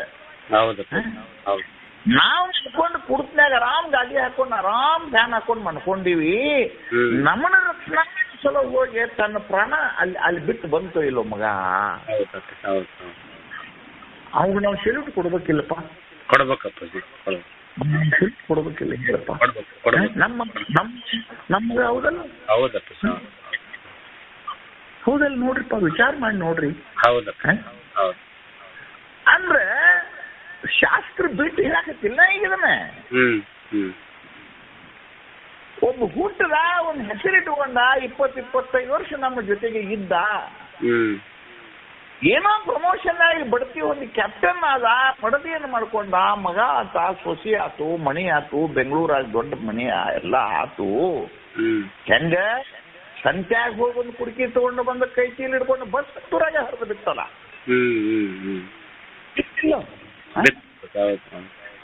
ಹಂಗೆ ಈಗ ನನ್ನ ಮಗ ಅದು ನನ್ನ ಯೋಧ, ನನ್ನ ತಂದೆ ಅವ. ನನ್ನ ಸಲುವಾಗಿ ನನ್ನ ಸಲುವಾಗಿಲ್ಲ ಬಿಟ್ಟದ್ದವ. ಹೌದಿಲ್ಲ? ಎಷ್ಟು ಕ್ಷಣ ಭಂಗುರಾಗ್ತದೆ. ಮತ್ ಇಂಥ ಜಗತ್ತು ನಿತ್ಯ ಅಂತಂದ್ರೆ ನಿನ್ನಂತ ಮೂರ್ಖ ಯಾರದಾರ ಹೇಳ? ಏನ್ ಸಿಟ್ಟು ಬರ್ತದೆ ಮತ್ತ ಅಂದ್ರೆ? ಇಲ್ಲ. ಅಲ್ಲೋ ಇಷ್ಟು ಕ್ಷಣ ಭಂಗುರವೇನು? ಕ್ಷಣ ಭಂಗುರವೆನಿಸಿದೆ ನಿನ್ನ ಈತನು. ಆ ಚಂದ್ರ ಅರ್ಕರಂತೆ ನಿಲ್ಲುವುದೇ. ಚಂದ್ರ ಅಂದ್ರೇನು? ಅರ್ಕ ಸೂರ್ಯ. ದಿನವೂ ರೋಗದಿ ಸಾಯುತ್ತಿ. ಇದನ್ನು ಮನದೊಳಗರಿತು ಶೀಘ್ರದಿ ಮುಕ್ತನಾಗದೆ ಹೇ ಮನುಜ. ನಾಳೆ ಎಂಬ ನಾಮನೆ ಹಾಳು. ನೀನು ನಾಳೆ ತನಕ ಇರುವುದು ನಿಜವೇನು ಹೇಳೋ ಘಟವೇ. ನಿನ್ನ ಹೆಸರೇನಪ್ಪ ಈಗ? ಘಟವೇ. ಎಲೆ ಕುಡುಕಿ. ಹೌದಲ್ಲ? ತಾಯಿ ತಂದೆ ಹಾಕಿದ ಮಲದ ಮಣ್ಣಿನಿಂದ ಒಂದು ದೇಹ ರೂಪದ ಕುಡಿಕೆಯಾಗಿ ಬಂದಿ. ಎಂದು ಹೊಕ್ಕಿಯೋ ಏನೋ? ಒಂದಿಷ್ಟು ದಿವಸ ತೋರಿಡುವ ದೇಹ ನೀನು. ಹೌದು ಹೌದು. ಮುನ್ನ ಇಲ್ಲದ ಭಾವ ಅಂದ್ರೆ ಮಣ್ಣಿನೊಳಗ ಮುನ್ನವೇ ಕುಡಿಕೆ ಇಲ್ಲಲ್ಲ, ಆ ಕುಡಿಕೆ ಇಲ್ಲದಕ್ಕೆ ಅದಕ್ಕೆ ಏನ್ ಅನ್ಬೇಕು, ಅದಕ್ಕೆ ಪ್ರಾಗ್ಭಾವ. ಅದಕ್ಕೆ ಏನ್ ಅನ್ಬೇಕು, ಅವ್ರ ಭಾಷಾದೊಳಗೆ ಏನ್ ಅನ್ಬೇಕು, ಪ್ರಾಗ್ಭಾವ. ಪ್ರಾಕ್ ಅಂದ್ರೆ ಮುನ್ನವೇ. ಪ್ರಾಕ್ ಶರೀರಂ ವಿನಶ್ಯತಿ, ಅದು ನಿಮ್ಮ ಗೀತೆಯಲ್ಲಿ ಬರ್ತದೆ ನೋಡಿ. ಹೌದು. ಪ್ರಾಗ್ ಅಂದ್ರೆ ಏನು, ಮುನ್ನವೇ. ಪ್ರಾಗ್ಭಾವ ಅಂದ್ರೆ ಏನು, ದೊಡ್ಡದೊಂದು ಭೂತಾನ ಹೇಳಕತ್ತಾರ ಹುಬ್ಬಳ್ಳಿಯಾಗ ತಿಳ್ಕೊಂಡು. ಪ್ರಾಕ್ ಅಂದ್ರೆ ಏನಂದ್ರೆ ಮುನ್ನವೇ, ಅಂದ್ರೆ ಮಣ್ಣಿನೊಳಗೆ ಮುನ್ನವೇ ಮಡಿಕೆಯು ಇಲ್ಲದ್ದು ಪ್ರಾಗ್ಭಾವವೆಂದೆನಿಸುವುದು. ಹೌದಾ? ಹಿಡ್ಕೊಂಡು ಕೈಯಾಗಿ ಕಟ್ತಿದ್ವಿ, ಕೈ ಚಿಲ್ ಜಾರಿಬೇಕು, ಒಡೆದು ಹೋತು ಪ್ರಧ್ವಂಸ ಭಾವ. ಪ್ರಧ್ವಂಸ ಅಂತಂದ್ರೆ ಏನು, ಒಡೆದ ತುಕಡೆ ಆಗುವುದು. ಧ್ವಂಸ ಆಗುವುದಂದ್ರೆ ಏನು, ನಿನ್ನನ್ನು ಸುಟ್ಟು ಧ್ವಂಸ ಮಾಡ್ತಾನೆ ಅನ್ನೋದಿಲ್ಲ. ಧ್ವಂಸ ಅಂತಂದ್ರೆ ಏನು, ಒಡೆದು ಹೋಗುದು, ಚೂರಾಗಿ ಹೋಗುದು, ಧೂಳಾಗಿ ಹೋಗುದು, ಪ್ರಧ್ವಂಸ ಭಾವ. ನೋಡು, ಪ್ರಧ್ವಂಸ ಭಾವನ ಆಗ್ಲಿ ಪ್ರಾಗ್ಭಾವನ ಆಗಲಿ, ಆ ಕುಡಿಕೆ ಆಗ ನೀನು ಕುಡಿಕೆ ತಗೊಳ್ಳೋ ಹೊತ್ನ್ಯಾಗ ನಾವು ಇಬ್ರು ಗಂಡ ಎಂತ ಇದೀವಪ್ಪ ಒಂದು ಕುಕ್ಕರ್ ತಗೋತೀವಿ. ಕುಡಿಕೆ ಬಿಡ್ರಿ, ಈಗಿನ ಕಾಲಕ್ಕೆ ಕುಡಿಕಿದ್ ಬಾಳ ನಿಮ್ಗೆ ತಿಳಿಯಾಕಿಲ್ಲ, ಕುಕ್ಕರ್ ಅದಾವ. ಆ ಕುಕ್ಕರ್ ತಗೊಳ್ಳೋ ಹೊತ್ನ್ಯಾಗ ಅದ್ರಾಗ ಲೀಟರ್ ಮೇಲೆ ಮಾಪ್ ಅದಾವ. ಇಬ್ರು ಗಂಡ ಹೆಂಡತಿಗೆ ಎಷ್ಟು ಜಾಗ ಬೇಕಾದ್ರಾಗ, 4 ಮಂದಿಗೆ ಎಷ್ಟು ಬೇಕು, 10 ಮಂದಿ ಕುಕ್ಕರ್ ಎಷ್ಟು ಅನ್ನೋದು ಗಾತ್ರದಾಗ ಆಗಲ್ಲದಾವಿಲ್ಲ ಅವು. ಹೌದು. ಅಂದ್ರೆ ಅದ್ರೊಳಗೆ ಅನ್ನ ಮಾಡೋ ಹೊತ್ನ್ಯಾಗ ನೀ ಅಕ್ಕಿ ಏನು ಕುಕ್ಕರ್ದಾಗ ಹಾಕ್ತೇವ ಬೈಲಾಗ ಹಾಕ್ತೇವಪ್ಪ? ಬೈಲಾಗ ಹಾಕ್ತೀವಿ. ಬೈಲಾಗ ಹಾಕ್ತಿ. ಅದು ಒಣದಾಗ ಬೈಲ್ ಏನಾರ ಆತನ? ಏನಿಲ್ಲ. ಬೈಲಿಗೆ ಏನಾರ ತೊಂದ್ರೆ ಆತನ? ಇಲ್ಲಪ್ಪ. ನೋಡು, ಕುಡಿಕೆ ಇರೋಕ್ಕಿಂತ ಮೊದಲು ಬೈಲಿತ್ತು. ಕುಡಿಕೆ ಒಡೆದಾಗನು ಬೈಲ್ ಐತಿ. ಏನ್ ಬೈಲ್ನು ಒಡೆದು ಹೋತೋ? ಇಲ್ಲಪ್ಪ. ಆ ಬೈಲಿಗೆ ನಿತ್ಯ ಅನ್ಬೇಕು, ಕುಡಿಕೆಗೆ ಅನಿತ್ಯ ಅನ್ಬೇಕು. ಏನನ್ಬೇಕು ತಮ್ಮ? ಬೈಲಿಗೆ ನಿತ್ಯ ಅನ್ಬೇಕು, ಕುಡಿಕೆಗೆ ಅನಿತ್ಯ ಅನ್ಬೇಕು. ಅಂದ್ರ ಈ ಕುಡಿಕೆಗಳು ಮುನ್ನ ಇಲ್ಲದ್ದು ಪ್ರಾಗ, ಹುಟ್ಟಿದ ನಂತರ ಇಲ್ಲದ್ದು ಪ್ರಧ್ವಂಸ. ಅನ್ಯೋನ್ಯ ಭಾವಗಳು ಅಂತಂದ್ರೆ ಏನು ಅಂತಂದ್ರೆ ಯಾವಾಗಲೂ ಕೂಡ ಈ ಬಯಲು ಅದ್ರ ಕೂಡ ಅನ್ಯೋನ್ಯ ಆಗಿಲ್ಲಿದು. ಬಯಲು ಅದ್ರ ಕುಡಿಕೆ ಇದ್ರೂ ಐತಿ, ಇಲ್ಲದಿದ್ರೂ ಐತಿ. ಅದರ ಶಾಸ್ತ್ರದಲ್ಲಿ ಘಟದೊಳು ಪಟನಿಲ್ಲ, ಪಟನೊಳು ಘಟನಿಲ್ಲ, ಘಟನೊಳು ಮಠನಿಲ್ಲ ಅಂತ ಬರುತ್ತಾರ ಅವ್ರಲ್ಲ. ಏನು ದೊಡ್ಡ ಏನು ವಿಜ್ಞಾನ ಅಲ್ಲದು. ಪಟ ಅಂದ್ರೆ ಏನು ಅಂತಂದ್ರೆ ಉದಾಹರಣೆ, ಸುಮ್ಮನೆ ಒಂದು ಉದಾಹರಣೆ. ಈಗ ನಾ ಇಲ್ಲೊಂದು ಗಾದಿ ಮೇಲೆ ಹಿಂಗ್ ಕುಂತನಪ್ಪ, ಇದು ಒಂದು ಬಣ್ಣದ ಚಿತ್ತಾರದ ಪಟ. ಇದ್ರ ಮೇಲೆ ಒಂದು ಆಕಾಶ ಐತಿ, ನನಗೆ ಕುಂಡ್ರಾಕ್ ಜಾಗ ಬಿಟ್ಟತಿಲ್ಲ. ನಾ ಕಂಬಳಿ ಮೇಲೆ ಕೂತನಂತ ನಾ ತಿಳ್ಕೊಂಡೇನೆ. ಆದ್ರೆ ವಾಸ್ತವಿಕ ನಾ ಬೈಲಾಕ್ ಕೂತನು. ಕಂಬಳಿ ಅನ್ನೋದು ಕಲ್ಪನೆ ಇದು. ಅನೇಕ ಎಳೆಗಳಿಂದ ಕೂಡ ಕಂಬಳಾಗೈತೋ ಏನು? ಕಂಬಳಿ ಅನ್ನೋದೊಂದು ಹಚ್ಚೋ ಇಲ್ಲೇ ತಮ್ಮ, ಅನೇಕ ಎಳೆಗಳಿಂದ ಕೂಡಿದ್ದೆ ಕಂಬಳಾಗತ್ತೆ. ಈ ಚಾಪೆ ಹಸ್ತನ್ ತಡ್ರಿ ಅಂತೀರಿ. ಚಾಪೆಯಲ್ಲೇ ತೋರ್ಸ್ ನನಗೆ. ಅವು ಅನೇಕ ಹುಲ್ಲಿನ ತುಕಡಿ ಹೋತಮ್ಮ ಒಂದಕ್ಕೊಂದು ಕೂಡಿಸಿದಾಗ ಚಾಪೆ ಆಗೈತಿ. ಚಾಪೆಯಲ್ಲಿ ಸುಡುಗಾಡಾಗೈತಲ್ಲೇ. ಹೌದು. ಹೌದಿಲ್ಲೋ ಹೇಳು. ನೀ ಚಾಪಿ ಹಾಸಿದ್ರು ನಾ ಕುಂಡ್ರದು ಬೈಲಾಗನ, ನೀ ಚಾಪಿ ಹಾಸದಿದ್ರು ನಾ ಕುಂಡ್ರದು ಬೈಲಾಗನ. ಬಯಲು ನಿತ್ಯದ, ಚಾತ್ಯಾದಿಗಳು ಅನಿತ್ಯದ. ಹೌದಲ್ಲ ತಮ್ಮ? ಮಠಗಳು, ಮನೆಗಳು ಇವೆಲ್ಲವೂ ಏನಪ್ಪಾ ಅಂದ್ರೆ ಕಲ್ಪಿತ ವಸ್ತುಗಳು. ಈ ಕಲ್ಪಿತ ವಸ್ತುಗಳು ಇದ್ರೂ ಬಯಲಿರ್ತದ, ಇರದಿದ್ರೂ ಬಯಲಿರ್ತದ. ಬಯಲು ನಿತ್ಯ, ಘಟಪಟಾದಿಗಳು ಅನಿತ್ಯ ಇರೋಣದರಿಂದ ಇವು ಅನ್ಯೋನ್ಯ ಭಾವ. ಇನ್ನು ಅತ್ಯಂತ ಭಾವ ಅಂತೂ ಹೇಳೇ ಬಿಟ್ಟತ್ ಮೊದ್ಲ. ಈ 4 ಭಾವಗಳನ್ನ ಅವರು ಸೂತ್ರಪ್ರಾಯವಾಗಿ ಹೇಳೋರಲ್ಲ. ಅವುಗಳನ್ನ ನಾಳಿನ ಪದದಲ್ಲಿ ಅದನ್ನ ಕೂಡಿಸಿ ಇನ್ನಷ್ಟು ವ್ಯಾಖ್ಯಾನವಾಗಿ ನಿಮಗೆ ನಾಳಿನ ದಿವಸ ಮತ್ತಷ್ಟು ನೋಡ್ತದೆ. ಇವತ್ತು ಒಮ್ಮೆಗೆ ಇದು ಬಹಳ ಆಗಬಾರದು ಅನ್ನುವಂಥ ದೃಷ್ಟಿಕೋನ ಇಟ್ಟುಕೊಂಡು ಇಷ್ಟನ್ನ ಹಿಡ್ಕೊಂಡ್ರು ದೊಡ್ಡದು ನೀವು.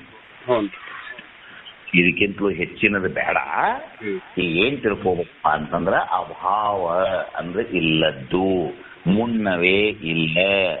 ಮುಖವನ್ನು ಕನ್ನಡಿಯಲ್ಲಿ ನೋಡುವಾಗಲೇ ನನ್ನ ಮುಖವು ಕನ್ನಡಿಯೊಳಗೆ ಇಲ್ಲ. ಹಾಗೆ ಜಗತ್ತು ನಾನು ನೋಡುವ ಕಾಲದಲ್ಲಿ ಜಗತ್ತು ಇಲ್ಲ. ಇಲ್ಲ ಅನ್ನುವುದೇ ಅಭಾವ, ಇದೆ ಅನ್ನುವುದೇ ನಿತ್ಯ. ನಿತ್ಯ ಪದವು ಆತ್ಮರೂಪವು, ಇಲ್ಲದ್ದು ಅನಾತ್ಮ ರೂಪವು ಅಂತ ತಿಳಿದುಕೊಳ್ಳುವುದೇ ಇವತ್ತಿನ ಪಾಠದ ಗುರಿ ಅನ್ನುವಂಥ ಮಾತನ್ನೇ ಹೇಳ್ತಾ, ಬಹಳ ದೊಡ್ಡ ಸಾಹಸ ನಿಮ್ಮದು. ಇದು ನಿಮ್ಮ ಸಾಧನೆ ಮುಂದೆ ನಾನು ಸಣ್ಣವ. ಯಾಕಂದ್ರೆ ಮುಂದೆ ಕೂತ್ಕೊಂಡು 1 ಉಪವಾಸ 2 ಉಪವಾಸ ಮಾಡಿ ಇದು ಜೀವನದೊಳಗ ತಲೆ ತಗ್ಗಿಸಿಕೊಂಡು 12 ವರ್ಷ ಬದುಕಿದವರಿಗೆ ಹತ್ತೊಲ್ದು. ಅವ್ರು ಇನ್ನೂ ಇದು ತಿಳಿಲಾರ್ದ ಹಂಗ ತಿರುಗ್ತಾರ ಲೋಕದಾಗ. ಮತ್ತೆ ಬರೀ ಒಂದು ದೂರವಾಣಿಯೊಳಗೆ ಕೂತ್ಕೊಂಡು ಇದನ್ನ ಇಷ್ಟು ಕಷ್ಟಪಟ್ಟು ನೀವು ಕಲಿತಾ ಇದ್ದೀರಿ, ಇದನ್ನ ಇಷ್ಟು ನೀವು ನೀಟಾಗಿ ನೋಡ್ತಾ ಇದ್ದೀರಿ ಅಂತಂದ್ರೆ ನಿಮಗೆ ನಾನು ಸ್ಪಷ್ಟವಾಗಿ ಹೇಳ್ತೇನೆ, ಭಾಗವತದಲ್ಲಿ ಬಹಳ ಚಂದ ಒಂದು ಮಾತು ಬರ್ದಾನ ಪರಮಾತ್ಮ.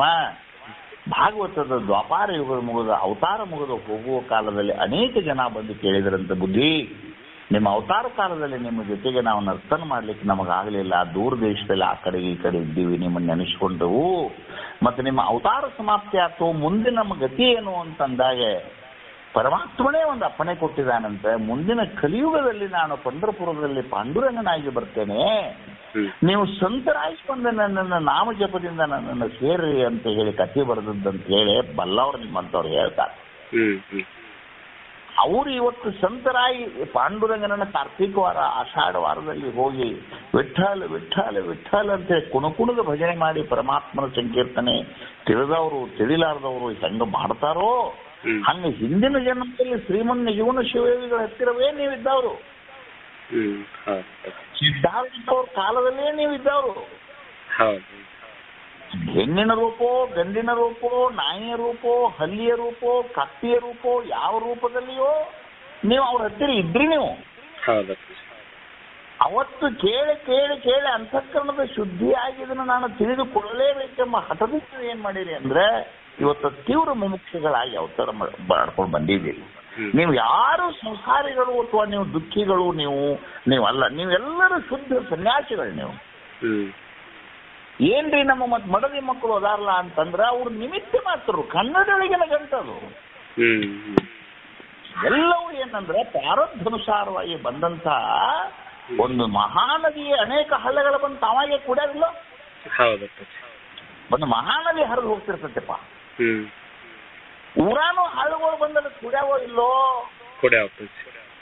ಹಂಗ ನಿನ್ನ ಸ್ವರೂಪ ಸ್ಥಿತಿ ಅನ್ನುವಂತ ಮಹಾನದಿ ಹರಿದು ಹೋಗುವಾಗ ಮಡದಿ ಮಕ್ಕಳ ದೇಹಾದಿಗಳು ಅನ್ನುವಂಥವು ಹಳ್ಳಗಳಿವು ಇವು ತಾವಾಗಿ ಬಂದು ಕೂಡ್ಯಾವ, ನಿಮ್ಮ ಜೊತೆಗೂಡಿ ಹರುತ್ತಾವ. ಅವು ಕೂಡ ನಿಮ್ಮ ಜೊತೆಗೂಡಿ ಸಮುದ್ರನಾಥನನ್ನು ಸೇರಿ ಪವಿತ್ರನಾಗ್ತಾವ. ಸಂತನ ಕೈ ಹಿಡಿದ ಹೆಂಡತಿ, ಸಂತನ ಕೈ ಹಿಡಿದ ಗಂಡ, ಸಂತನಿಂದ ಹುಟ್ಟಿದ ಮಕ್ಕಳು ಅವರೂ ಕೂಡ ಏನಕ್ಕಾರಪ್ಪ ಅಂದ್ರೆ ಮುಂದೆ ಸಮುದ್ರವನ್ನೇ ಸೇರಿ ಪುಣ್ಯಾತ್ಮರಾಗುವಂತಹ ಕಾಲ ಇದು ನಿಮ್ಮ ಪಾಲಿ ಒದಗಿ ಬಂತಿದ್ದು. ನಿಮ್ಮ ಈ ಕಾಲದಲ್ಲಿ ಇಂಥ ಒಂದು ಉತ್ತಮೋತ್ತಮವಾದ ದಕ್ಷಿಣಾತ್ಮಕವಾದ ಶಾಸ್ತ್ರವನ್ನ ನೀವು ಅಧ್ಯಯನ ರೂಪದಲ್ಲಿ ಕೇಳಿ ಇದನ್ನ ಮನನ ಮಾಡಿ ಇದನ್ನ ಪ್ರತಿನಿತ್ಯ ಏನು ಇದನ್ನ ಇಷ್ಟು ಹೆಂಗ ನಾ ಇದನ್ನೆಲ್ಲ ಹೇಳ್ಬೇಕು, ಇದನ್ನೆಲ್ಲ ಕಂಟು ಮಾಡ್ಬೇಕಂತೇಳಿ ಸರ್ವಥಾ ತಿಳ್ಕೊಬೇಡ್ರಿ. ಮಾಡ್ರಿ, ಮೇಗಿದ್ರೆ ಮಾಡ್ರಿ. ನೀರ್ಲಿಲ್ಲಪ್ಪ ಇಷ್ಟು ತಿಳ್ಕೊಳಕ್ಕೆ ಏನ ಶಾಸ್ತ್ರ ಬೇಕನಪ್ಪ ರುದ್ರಣ್ಣ? ಅವು ಏನೇನು ನಿಮ್ಮ ಅವು ಏನ ನೀವು ಈ ಪ್ರತಿಯೋಗಿ ಅದು ಹಂಗಾತು ಹಿಂಗಾತು ನೋಡಪ್ಪ, ಅವು ನೀವು ಬಲ್ಲವರು ನೀವು ತಿಳ್ಕೋರಿ. ನಮಗದು ಬೇಡ. ನಮ್ಮ ಕೆಲಸ ಏನಪ್ಪ ಅಂದ್ರೆ ಕನ್ನಡ ಒಳಗೆ ನನ್ನ ಮುಖ ನೋಡ್ಕೊಂಡು ನಾನು ದಾಡಿ ಮಾಡ್ಕೋ ಟೈಮ್ದಾಗ ನನ್ನ ಮುಖ ಕನ್ನಡ ಇಲ್ಲ, ನನ್ನ ಮುಖ ಇಲ್ಲೇ ಅಂತ ಹೆಂಗ ನಾ ತಿಳ್ಕೋತನೋ ಹಂಗ ಸ್ವರೂಪ ಮಾತ್ರ ಸತ್ಯ. ಅಸ್ವರೂಪಾದಿಗಳು ಅಂತ ಇವೆಲ್ಲ ಜಗದಾದಿಪಡಿ ಪದಾರ್ಥಗಳು ಅನಿತ್ಯ ಅಂತ ತಿಳ್ಕೊಳ್ಳೋದು ಅಷ್ಟ ಜ್ಞಾನ ನನಗೆ. ಇಷ್ಟು ತಿಳ್ಕೊಳಕ ನನಗೆ ಅದಕ್ಕೆ ಶಾಸ್ತ್ರ ಬೇಕನಪ್ಪ? ಇಲ್ಲ.